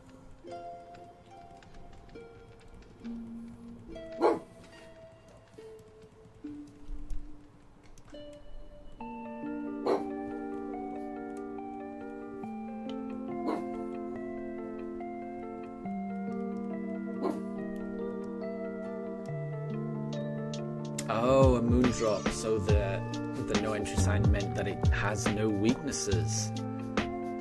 Ah, I did not know that.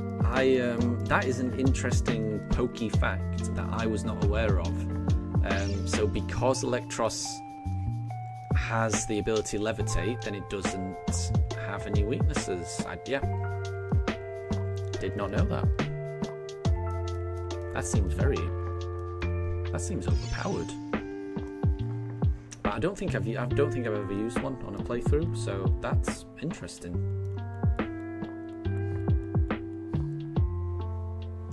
Oh, that's it. Okay, Pranjul has gone for one, and I like that one. Because, I mean, the name's not coming to me, but I know exactly which Pokemon that is. It's the one from, you know, Sword and Shield. The Applin. Surely that's Applin. It took me a while for me to get the name, but I could picture the Pokemon immediately from those emojis.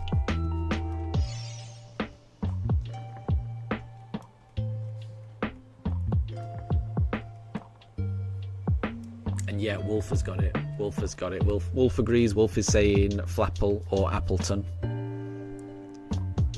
Or Hydrapple. And Pranjul saying it is Hydrapple. So Wolf, you're right. But yeah, the apple and the dragon, yeah. That one makes sense to me.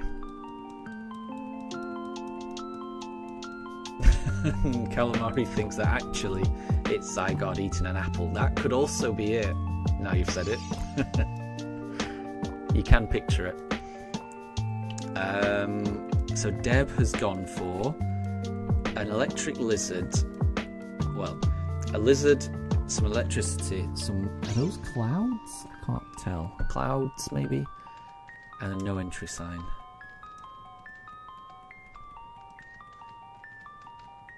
Okay, I'm gonna go with... Again, I keep forgetting how you pronounce this, but a Helio...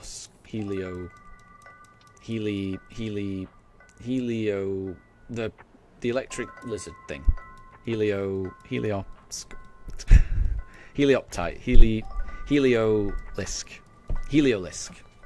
That's what I would go for. Yes, what Wolf has typed there. Yeah, Helioptile. Yeah. That's what, yeah. I was struggling to say it, and I can never remember how to pronounce it.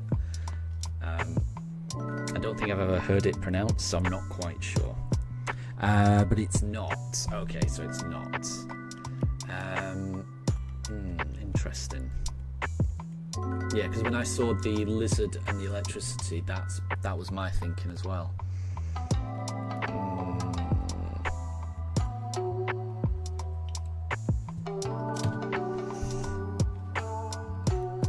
Oh, and so that does mean no weaknesses. I didn't think there was that many Pokemon that didn't have weaknesses, but I guess there's more than I thought.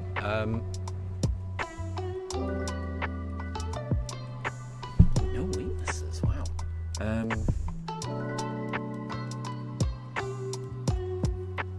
gonna be honest, yeah, I thought the only one that was no weakness was Sableye. I'm not even sure that's still the case.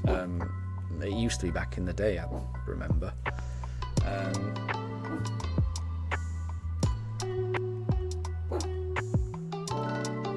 Yeah, I don't think I'm going to get this.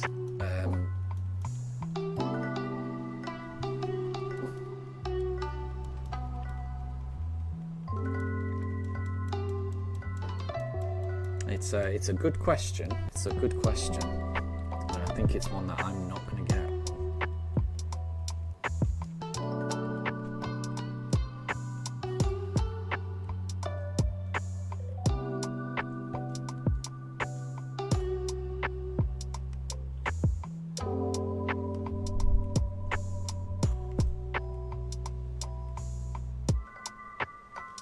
Oh, so Deb has done the same one again, so it is Electros. Okay, that's sneaky. And Calamari was close with Electric, that is true. And what I would say is, if you get it within the evolutionary line, I call that a win. I would take that if I were you, Calamari. I would take that. Yeah, if I'm within the evolutionary line in a guess, I think that's fine. And that is true. Eels don't have an emoji, do they? That is true. You have to work with what you've got.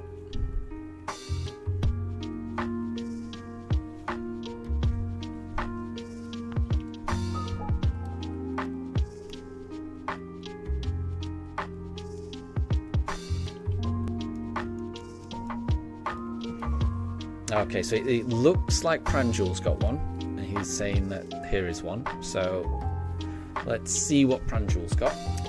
Right, okay, so it's a skull, and I've never seen that emoji before. It's a red man with a mustache. He looks very angry.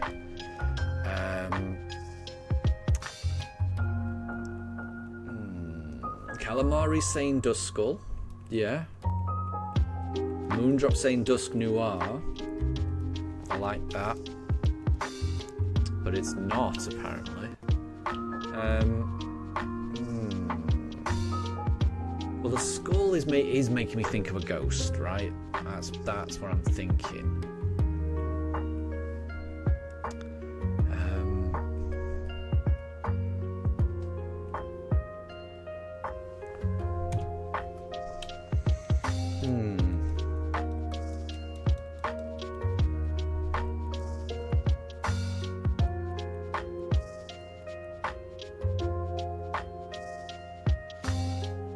But that's some good rationale, Moondrop. You know, Darkrai because the skull is death, and then anger is because of like the nightmare.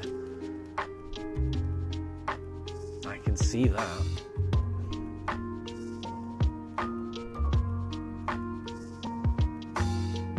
Oh, Deb has gone for Spiritomb. That's good. That is a good guess. That is a good guess. And Calamari's gone for Annihilate. Now that one I really like, because he does look angry, doesn't he? That does look like an angry person. Looks like an angry villain. Yeah, I really like Calamari's answer.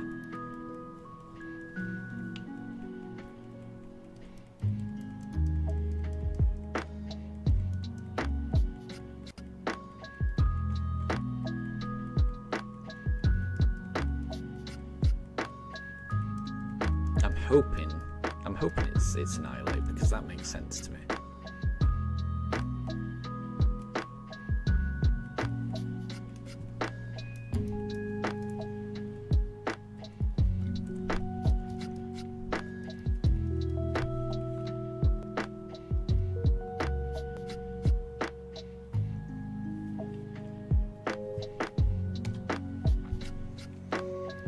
And Moondrop, yeah, Primate works as well, doesn't it? For the same reason, yeah. Yeah, I do like both of those guesses. Is it right, Pranjul? Oh, it's your mask. Yeah, I would never have got that. I would never have got that. That's tough.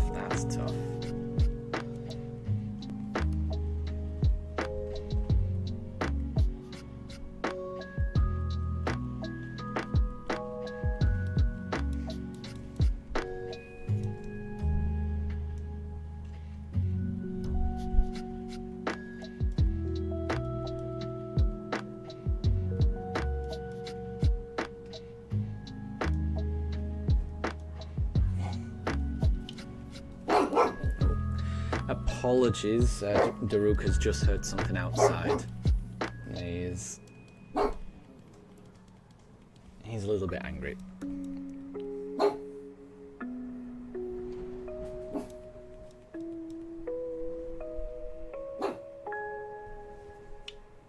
Okay, right, we'll go Piplup this time. Okay, so Deb has got one. A snake, a crown. Is that a galaxy, maybe? It's not a shiny Piplup, I know that for certain. And again with that no entries. Oh, whoa. I keep ending up in the wrong bit of the Switch, but there we go. A star, and again that kind of no entry sign.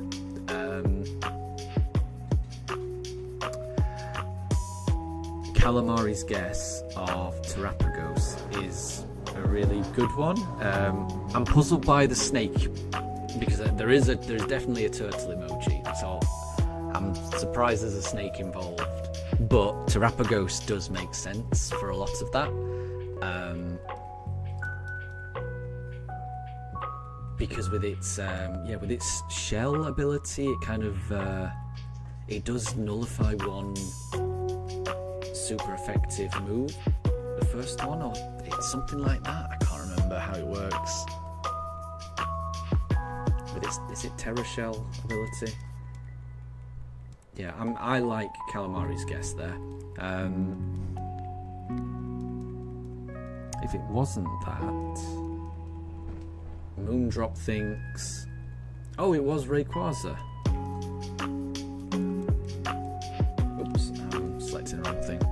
So wait, so now I'm confused. So that the no entry sign, that time it didn't mean no weaknesses. Because I'm confused now.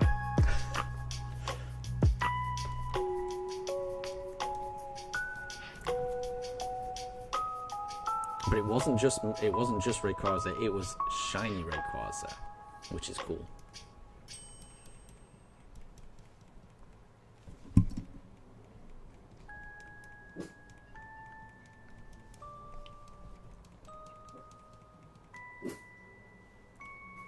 Okay, Wolf has got one, and it's just a crocodile, and it says first. Pranjul has said for alligator, which makes sense, because that was the very first crocodile Pokemon that got introduced.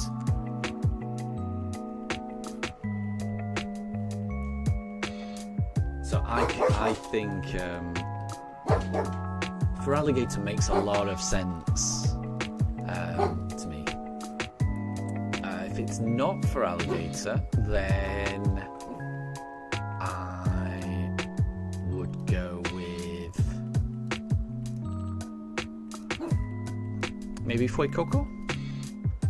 I'd go Fuecoco.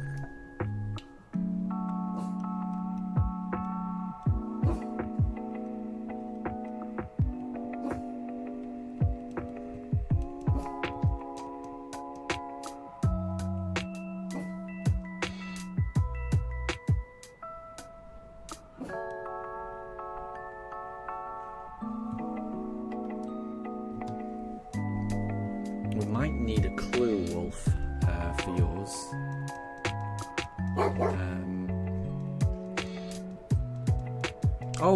So I got it. So was it Fuecoco then?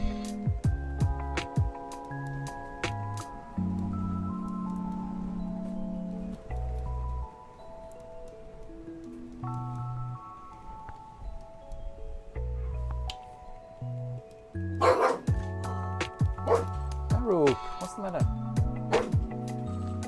It's okay. Wolf, so the first meant the first partner Pokemon. Yeah. There you go, yes. Okay, so it was Fuecoco for that one. The little baby fire croc.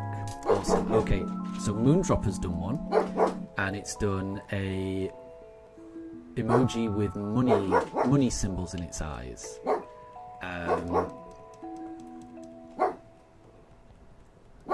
Pranjul has gone for Meowth or Gimmicool, which both make sense in terms of like money, because Meowth has the payday ability, and obviously Gimmicool, you've got to collect all those coins. And Deb went Golden Go.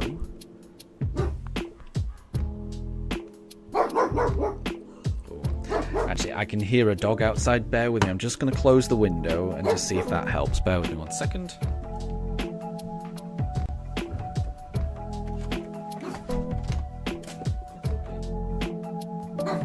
It's just another dog.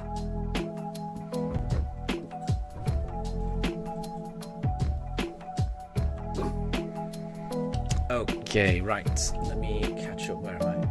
We'll go Turtwig this time. And it was Golden Go, so Moondrop, that was Golden Go. Okay, and Deb has got one. It's a bear and it's strong. So I'm gonna go Ursaluna. Is what I'm gonna go for there. But Calamari says beware, which makes sense because I guess that's like a fighting type as well. So I just went with strong, but actually if you think of fighting, then beware makes a lot of sense. I'm going to stick with Ursaluna, but I like the way that Calamari's thinking there.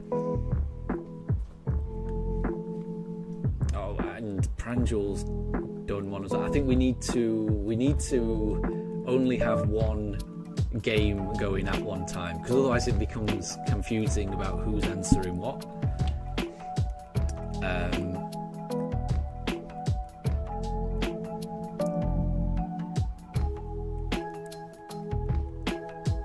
And Calamari got it. It was beware. There you go. It does make sense. That's a good one. That is a good one. That's a very good one. Pranjul has done one, and it's 2 eyes and a pair of lips. Psychic type, and it ranges from generation 1 to 3. Yeah, Deborah's gone for Jinx. Yeah, that does make a lot of sense.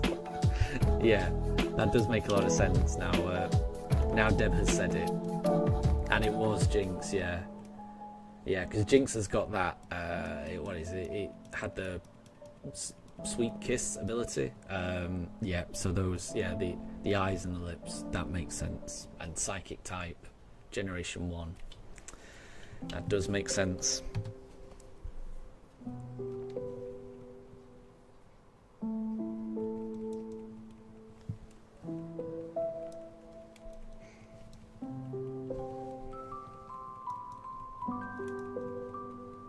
Okay, if no one's got a game, I can read out a random Pokédex entry for people to guess. So this is the entry, and then whoever can get it. So the entry is: it stiffens its ears to sense danger. The larger its horns, the more powerful its secreted venom.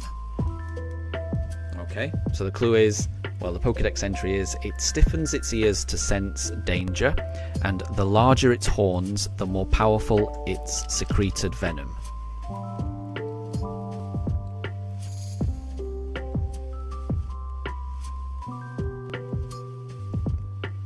And I think, apologies, because I think I've just kind of clashed with Pranjul's one.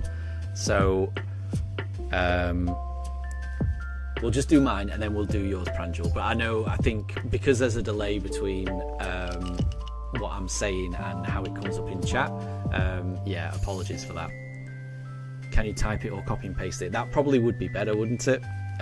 Bear with me. So it stiffens its ears to sense danger. The larger its horn, the more powerful its secreted venom is.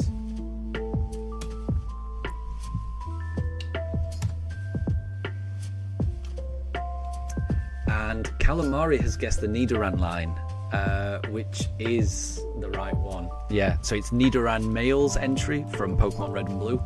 Yeah, it was Calamari, you are right.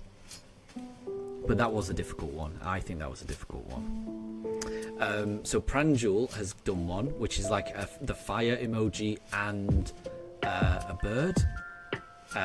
So Deb has guessed Talonflame. I'm going to guess Moltres.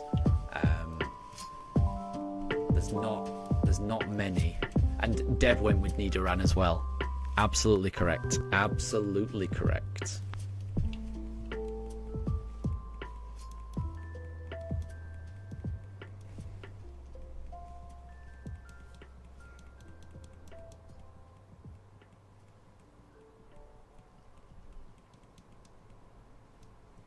And so Yeah, so for Pranjul's one, Deb is saying Talonflame. Wolf is saying Moltres, but Wolf is also saying Ho-Oh, which that works as well. I hadn't thought of that. And Calamari is going for Pidgey, but as a Terrafire, which also makes sense. So, Pranjul, you're saying yes, but which one are you saying yes to? Are you saying, was it Talonflame?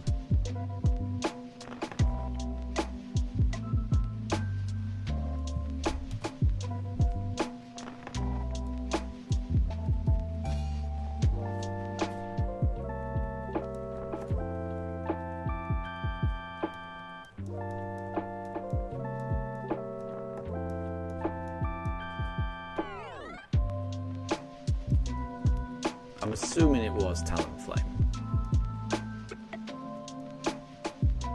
Oh wait, so it was Ho-Oh.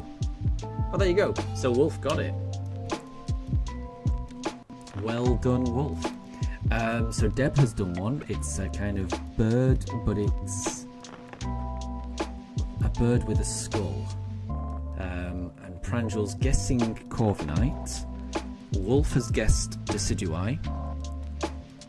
And Calamari's guessing a Oricorio in the ghost form. But it was Corviknight.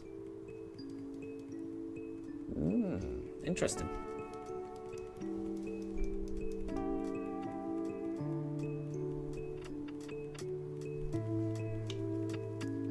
And Draven, good to see you. I hope you're doing well. I hope you're doing well.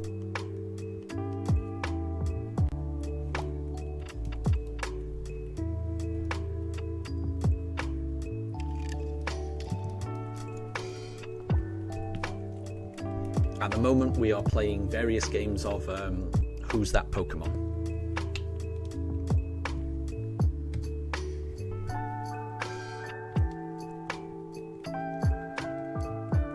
And we're currently still searching for the shiny starter.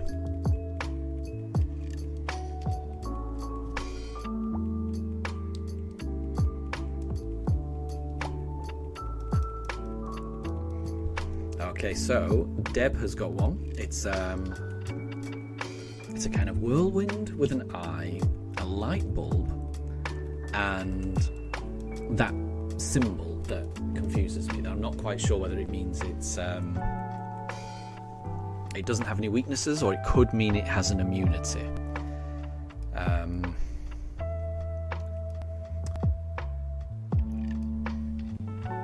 Wolf is suggesting Tornadus, which makes sense.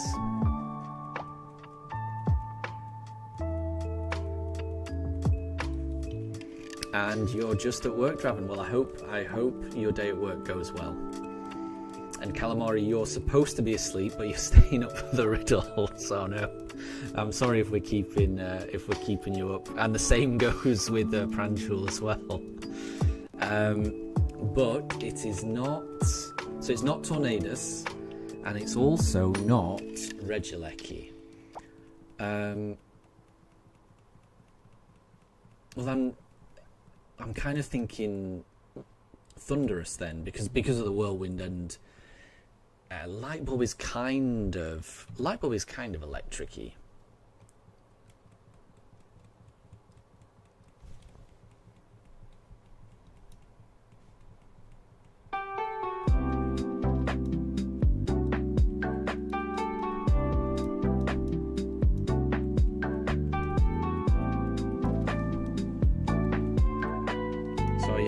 I would still be going Thunderous. Wolf is going with Sigalith, but that's not it either. Draven, you're going to be off work in 53 minutes. Will I still be streaming? I don't think so.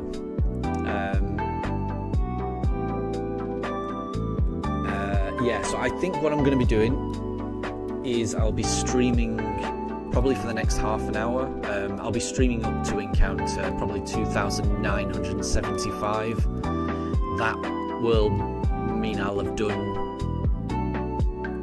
That will mean that I'll have done 100 encounters in this stream. But I am still debating on whether to do an extra few just to get it up to 3,000 encounters. So I will decide closer on. So I'm not quite sure if I'm going to be streaming. Because if I try and stream all the way up to encounter 3,000, I think that means I probably will be streaming for the next 53 minutes, which is longer than I was planning on streaming for. We'll see. I haven't quite decided yet. I'm either going to be finishing on 2,975 or I'll be finishing on 3,000. The appeal of finishing on a round number like 3,000 is that may make me want to just stay up late. So we'll see. So I might still be streaming. I haven't decided yet.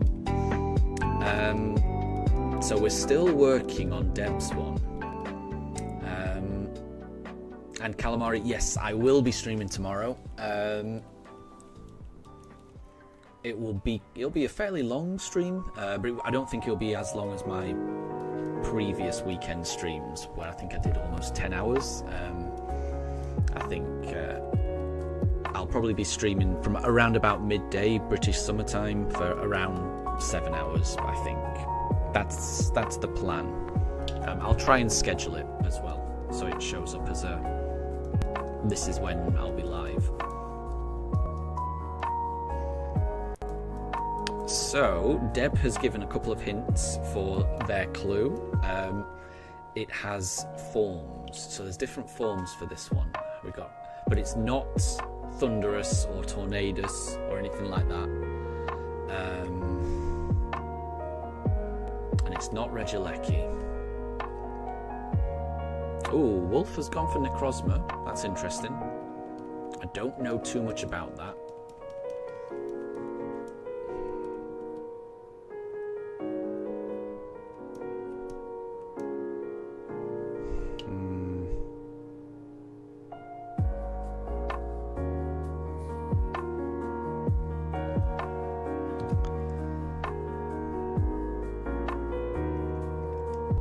I think we may have to pass, Dev. I'm out of ideas on this one. I think it's quite a tricky one. I can't think of it, and it's not Necrozma. Yeah. I think we either need another clue, or I think we might need a pass.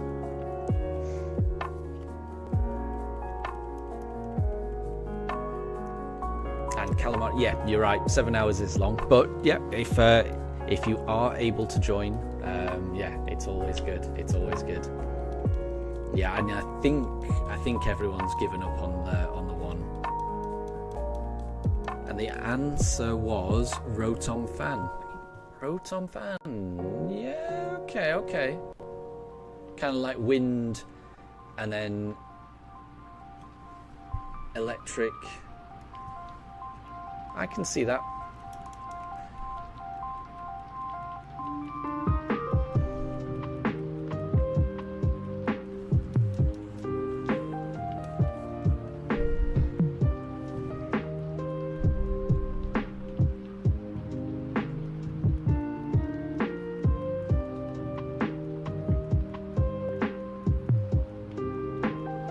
Oops, I wasn't paying attention there.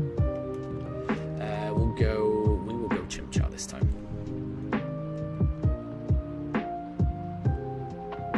So the I is for the fan. Yeah, I definitely wouldn't have got it. I wouldn't have got it. There's no way I would have got that. Not a chance for me.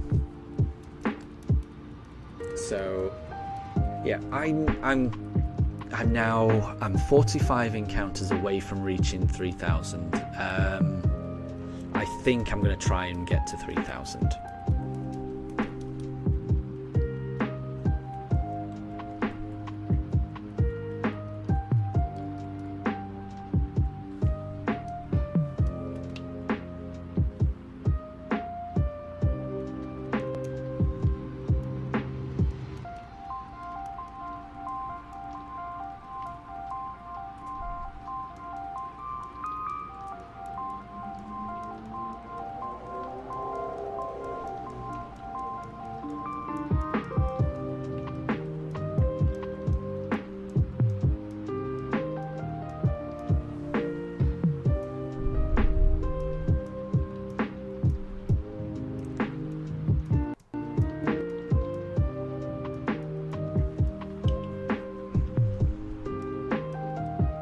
Okay, so Deb's got a new one. It's a kind of wave emoji, an anchor, a ghost. So that's got to be Delmise, surely.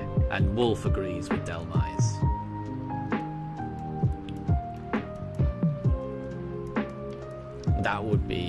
That's the only guess I could think of. And Pranjul knows the Pokemon, but doesn't know the name. And that happens to me all the time. Yeah. I can usually always picture the Pokemon, but then I do struggle to always remember the name of it.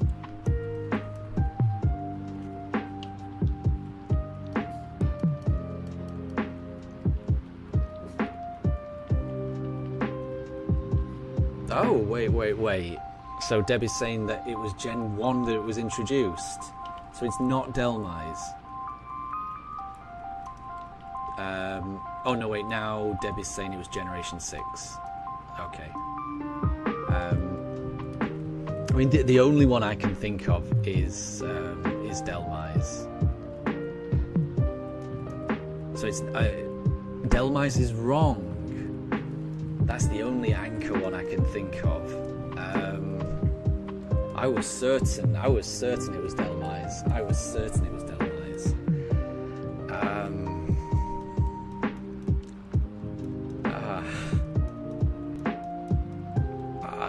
Yeah, I can't think.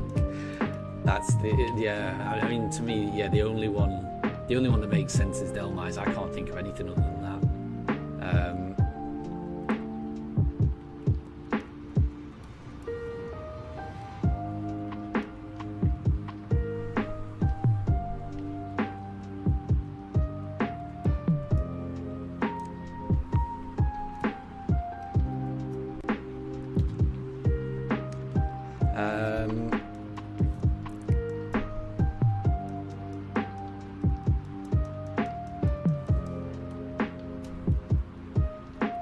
Because I think those emojis work perfectly for Delmise. You know, the ghost, sea, anchor, all of those work perfectly for Delmise. I can't think of anything.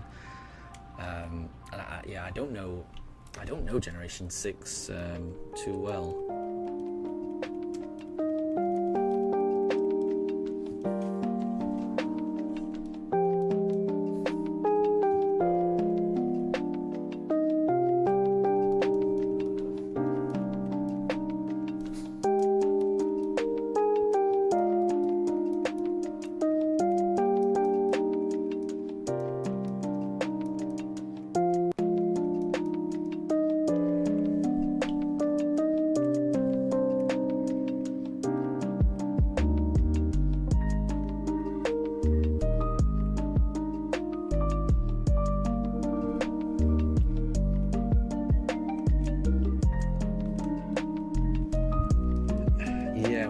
Need another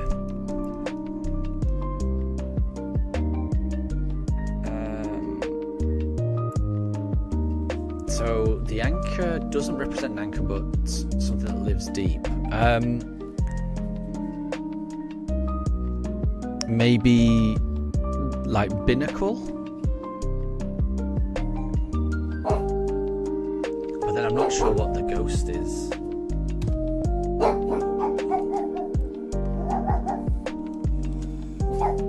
Apologies for my poochers. They've obviously heard something outside. I'm not quite sure what they've heard.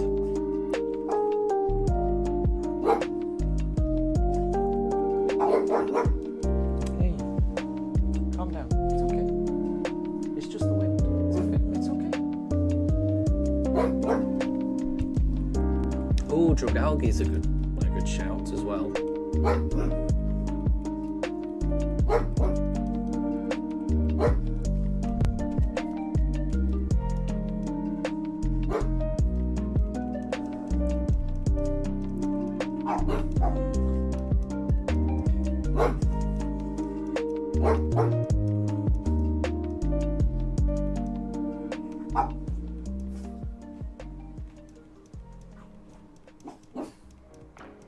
Yeah, I feel like we might need a clue, Deb.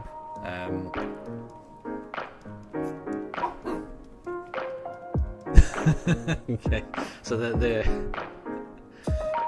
okay, so it looks like the answers changed, and it was Delmise all along. I think Delmise worked really well. Delmise worked perfectly with the sea and the anchor and the ghost. They all, yeah. We'll go with that. That makes sense to me. Okay, and then further up, Calamari, you had some musical notes with a girl with a strange expression. So whenever when I hear musical notes, I'm kind of thinking maybe Meloetta. When I see music notes, Meloetta is who I think of.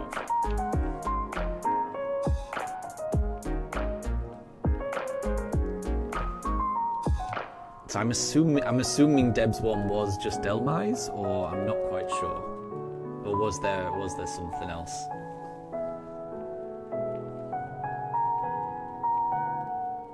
Oh, so Deb was thinking of the jellyfish, yeah, Jellicent. I see. Which would be water ghost. Ooh! Calamari saying correct. Does that mean I got it? It was Meloetta. I'm pretty pleased with myself if that's right. Wolf has got one, which is a bat and a dragon. That's got to be Noivern, is it? Noivern?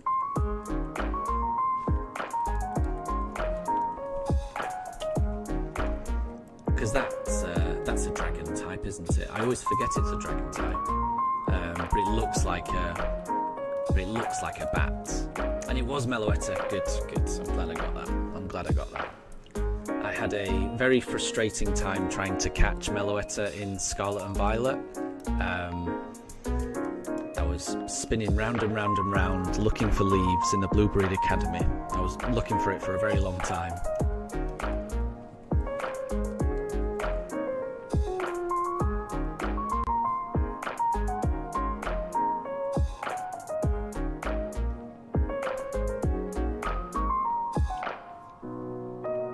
And it was Noivern. Good. I'm on a roll. That's a good one, Wolf. That was a good one, Wolf. Okay, Deb's got another one. It's a fire emoji. That might be wind blowing, possibly. And an eye. Interesting.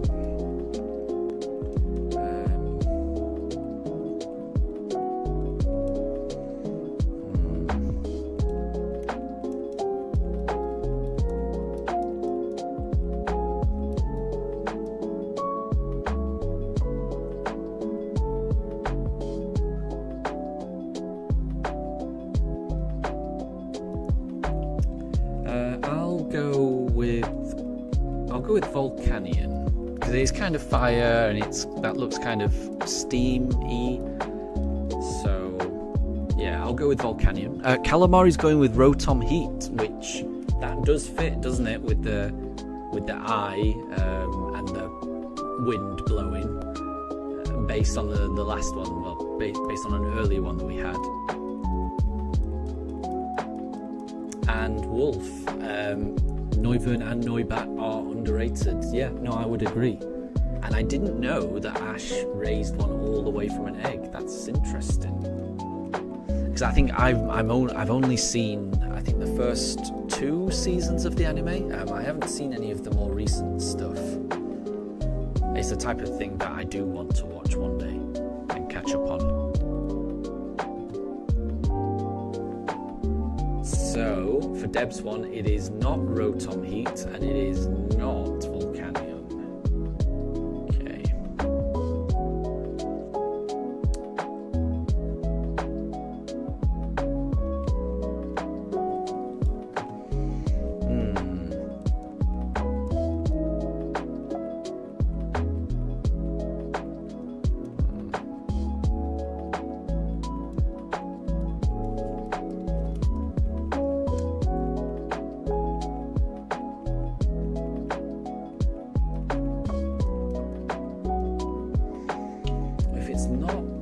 top, then I'm trying to think what the eye could represent.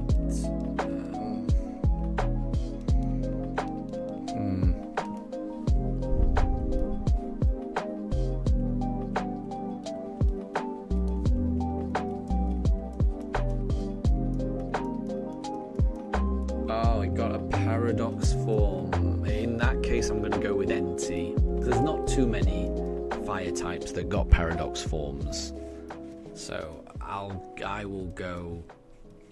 go Entei.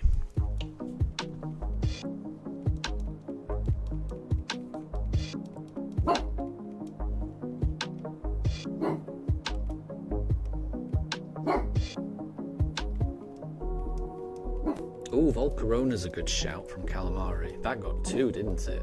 I was surprised by how many paradox forms Volcarona got.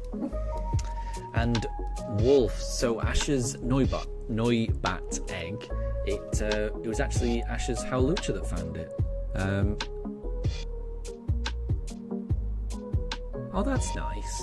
And because Howlucha found it, then Howlucha was kind of its mentor and caretaker. That's nice. And it was Volcarona.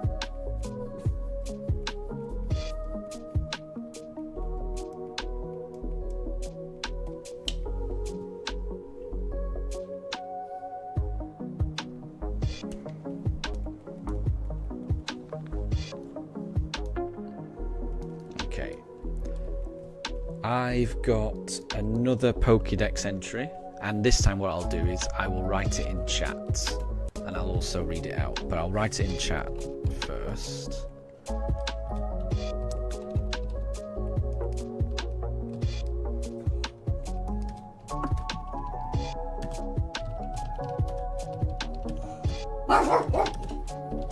I think you'll get this.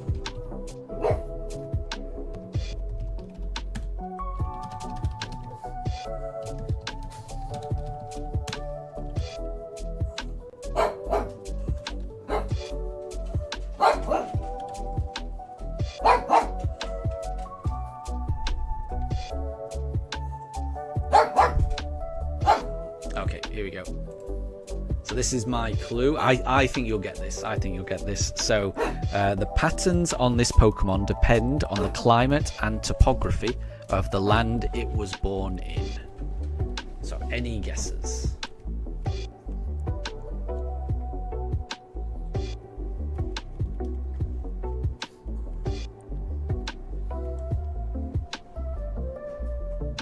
And Wolf is going for Vivillon, which is absolutely correct, yes. I do like Vivillon.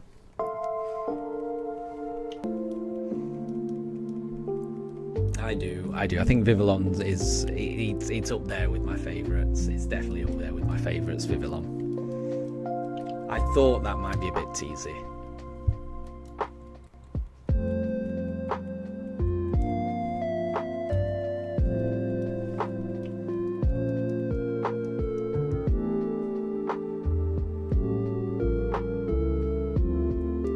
And Wolf and Calamari both went with that, and it sounds like Deb knew it as well, but just couldn't remember the name, which is, yeah, I'm like that, and yeah, I'm definitely like that with a lot of Pokemon. I can always picture the Pokemon, but actually remembering the name, sometimes it's tricky.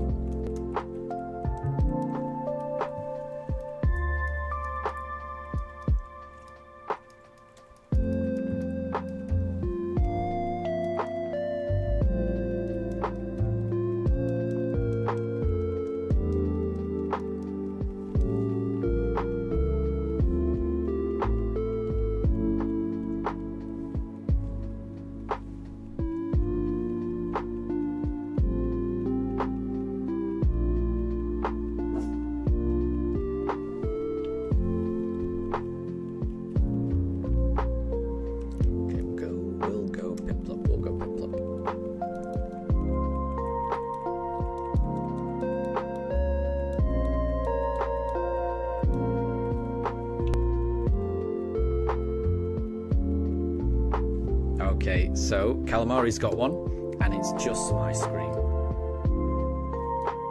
But there's 3 scoops of ice cream there, from what I can see. So I'm going to go with the final evolution of Vanillite. Is it Vanillux? I forget how you pronounce it.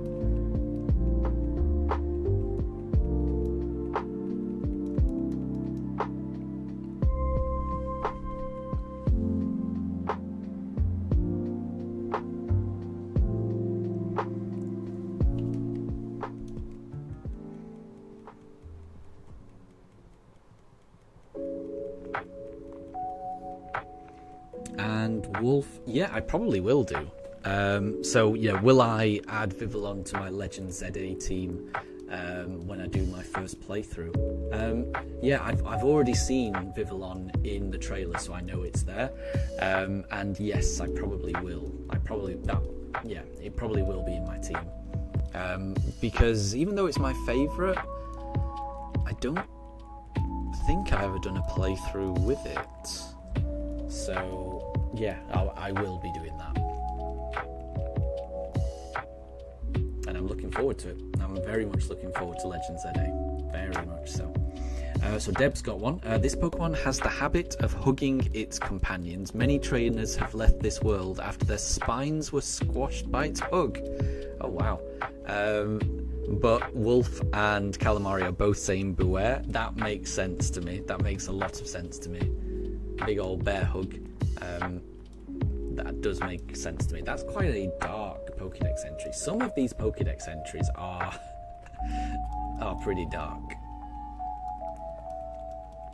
But yeah, I would, when I do my playthrough of Legends ZA, I'd really like it if I can use my favourites. Because I think at the moment I'm thinking of just doing a normal playthrough with all my favourites and just enjoying it before trying to shiny hunt it. I think that's what I want to try and do.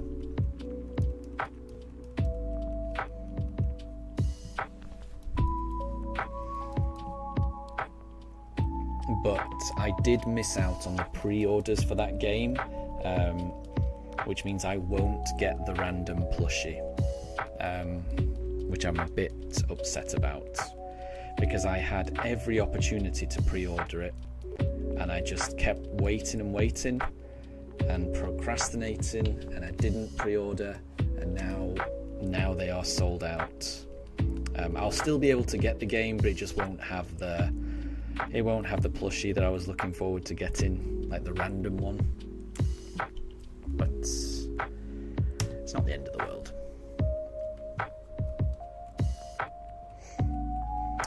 So Deb, it lays trap. Oh, where am I? I keep going to some strange menus on the Switch 2. So Deb, it lays traps, hoping to steal the lives of those it catches. If you stand in front of its mouth, you'll hear your loved one's voices calling out to you. I know what I'm thinking of. What's it called? Yeah, this is the thing. I can picture what I'm thinking of. I don't know if it's the right answer. It's that Pokemon that looks like a bear trap, and it's got like a Galar form as well. What's its name that I'm thinking of?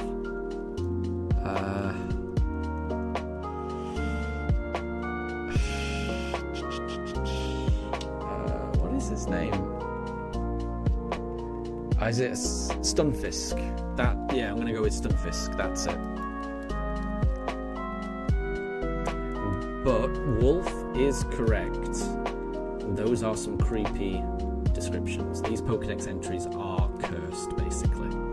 And Calamari, no problem at all. Thank you very much for stopping by. And have a lovely night.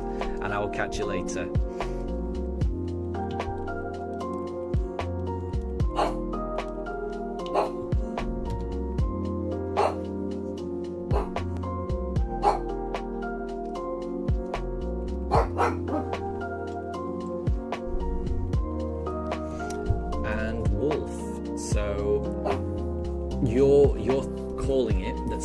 will be available in those early couple of routes. I'm hoping that as well, because I mean it was available in the early couple of routes on Scarlet and Violet, but in all of the playthroughs that I've done, I never really picked one up and trained one.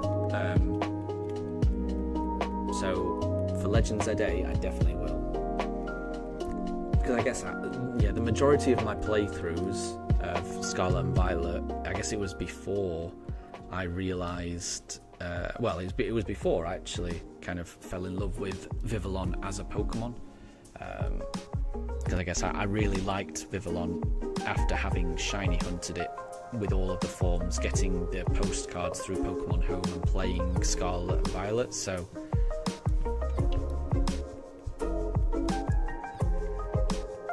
yeah, I am looking forward to playing Legend ZA.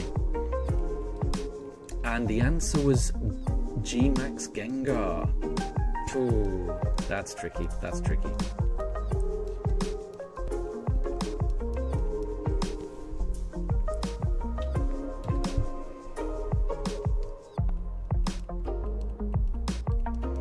And that's right, Wolf. Yeah, it always does feel like they introduce some kind of bug Pokemon really early on.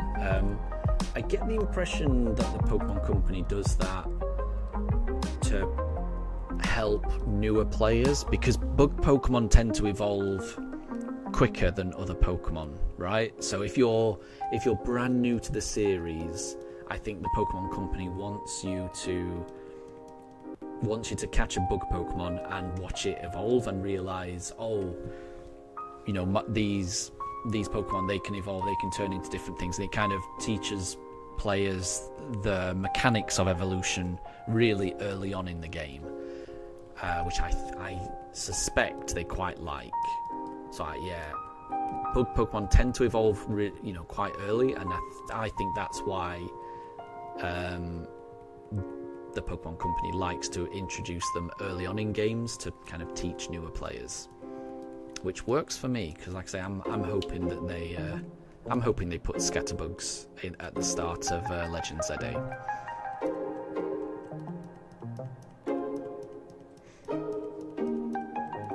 Okay, so Deb's got one. So, let me just see if this is a Turtwig. It's not a Turtwig. Okay, so it glides soundlessly on pitch black wings and sinks sharp fangs into the throat of its prey. It takes on a look of satisfaction once it has entirely drained its prey of blood.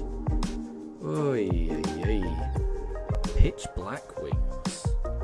Because my immediate thought is Zubat, but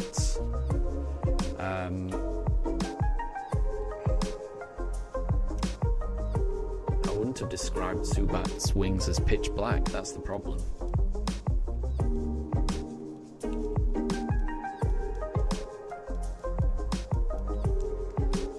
Yeah, that's a tough one. I'll go Zubat though. I'll go Zubat. And Wolf has gone maybe Golbat or Crobat. Yep, they make sense to me. And Wolf says yes. So based off her experience as well, bug Pokemon, they do grow up fast, and that's because bugs grow up fast as well. That I hadn't thought of that, but that makes sense, doesn't it? Because bugs have really short life cycles. So yeah, that makes sense. And so it sounds like we're wrong with the Zubat line. In that case, I'm just going to move on to the other bats. So I'm going to go with a Noibat. I think Noibat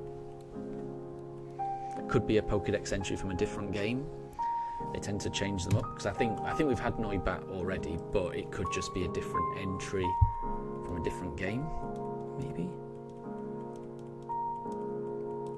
Oh, it's Gliscor from Pokemon Legends. I wouldn't have got that, but that does make sense. That does make sense. Yeah, now you said it, that does make sense.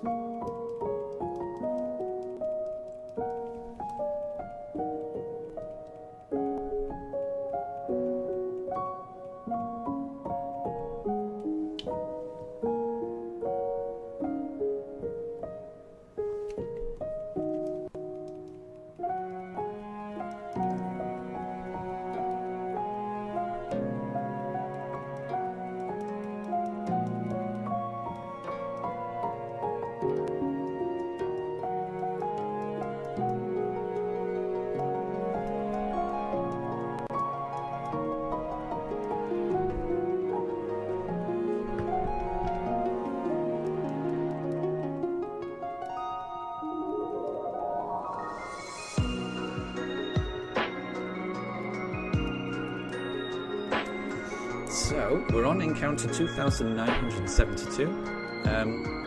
The plan at the moment is I'm going to try and make it all the way to 3000. It is going to be slightly dependent on how calm my dogs get. They have a pretty good inbuilt clock, so they know what their routine is, and they know what their usual time is when they do certain things. So it's possible they may start getting restless pretty soon. But assuming they stay calm, then we'll go all the way through to 3000. But if they do start working up, then I may have to end the stream early. So we'll see. So Deb has got one. So although it is the very picture of elegance and beauty while swimming, it is also cruel. When it spots prey, this Pokemon inserts its thin mouth into the prey's body and drains the prey body fluids. Ooh. Again, really harsh. I would say Dragalge for that one, because Dragalge looks, it's a water Pokemon, but it looks graceful, but it also looks a bit dangerous. Okay, we'll go Piplup this time. So I would go Dragalge. Deb?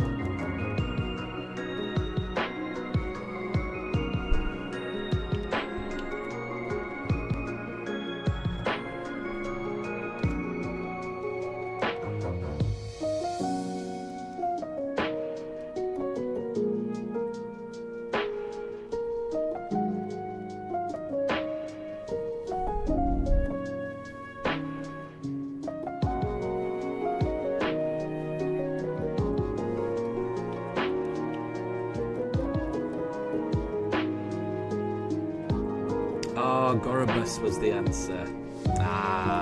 There's no way I would have got that. There's no way I would have got that. But that's quite a good one. Okay, so Wolf has got one. I would never have known that Gorobus was that cruel. Was that mean? I would never have known that. You don't get that. Yeah, you don't get that impression from its Pokédex image. Interesting.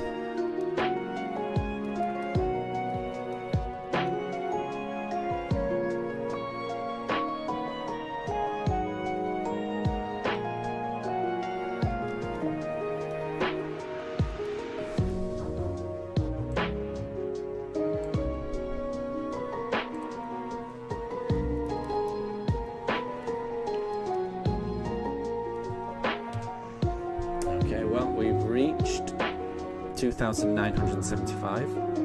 Just 25 more to reach 3,000.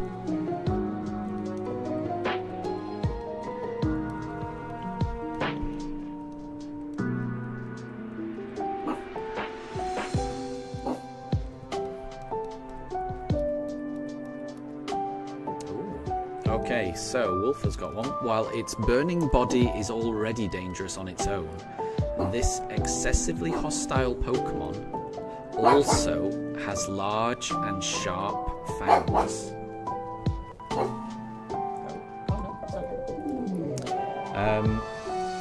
That is tricky. So really aggressive, presumably fire Pokemon. So Deb has gone with a really good one there. Houndoom.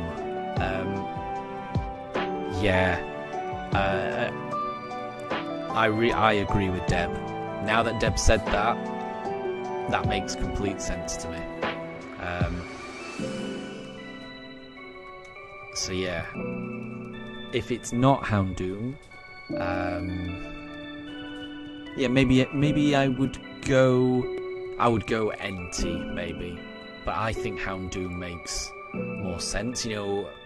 excessively hostile, large fangs. It's not Houndoom. Interesting, Wolf. Okay, so in that case...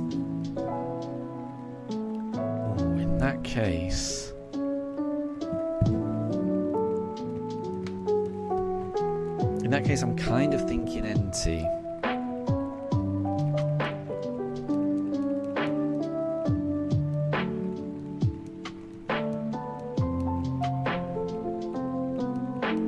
And it's not NT.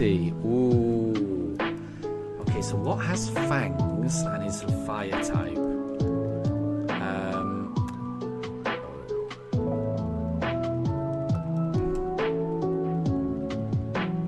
Yeah, this is tricky. What about Skeledirge? Skeledirge, you know, you could describe, crocodile's teeth as fangs, and it's definitely fire. So I would go Skeledirge. If it's not Skeledirge, then yes, I think I might need a hint.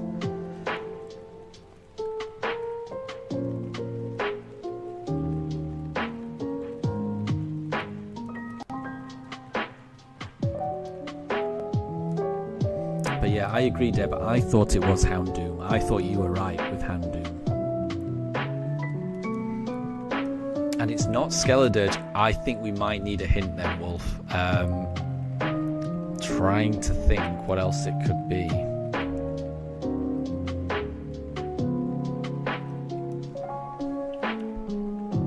Maybe Gen 8. That doesn't help me too much because I don't know. I'm not... Oh wait, Generation 8. That's Galar, isn't it? Oh, apologies. Daruk definitely heard a bird. Sorry, another dog out there. Yeah, Generation 8 is Galar. So I should know this, actually. Okay. Let me think. But again, apologies for Daruk.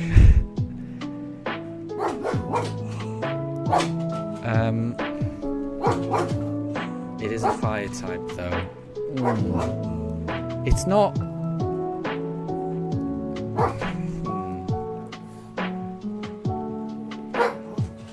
Oh, yeah. Deb has gone for Centiscorch. Yeah, well done, Deb. Well done. I couldn't think of that. I couldn't think of it. But that makes sense. Arrow, come on. Sit. I know. Okay, he's getting a little worked up. Oh, Wolf, so you're actually playing Pokemon Shield right now, and so you got that Dex entry from there. That's really cool. That's cool to actually get it while you're playing. Okay, I may have to make this the last one. I think Daruk can hear a dog outside, and he's no, it's not Chimchar. Yeah, I think Daruk is even making me for a bit angry now. So they're both riled up now. Right. I think I'll have to leave it there. I don't like leaving it on a random encounter number, but I think I'm going to have to. And so apologies for that. Right. So I will leave it there. Thank you to everyone that joined. Thank you very much for playing along as well on Who's That Pokemon. That's been really fun. I hope you all have a wonderful rest of your day, and I'll catch you next time. Okay. Have a wonderful rest of your day. Bye, everyone. Bye.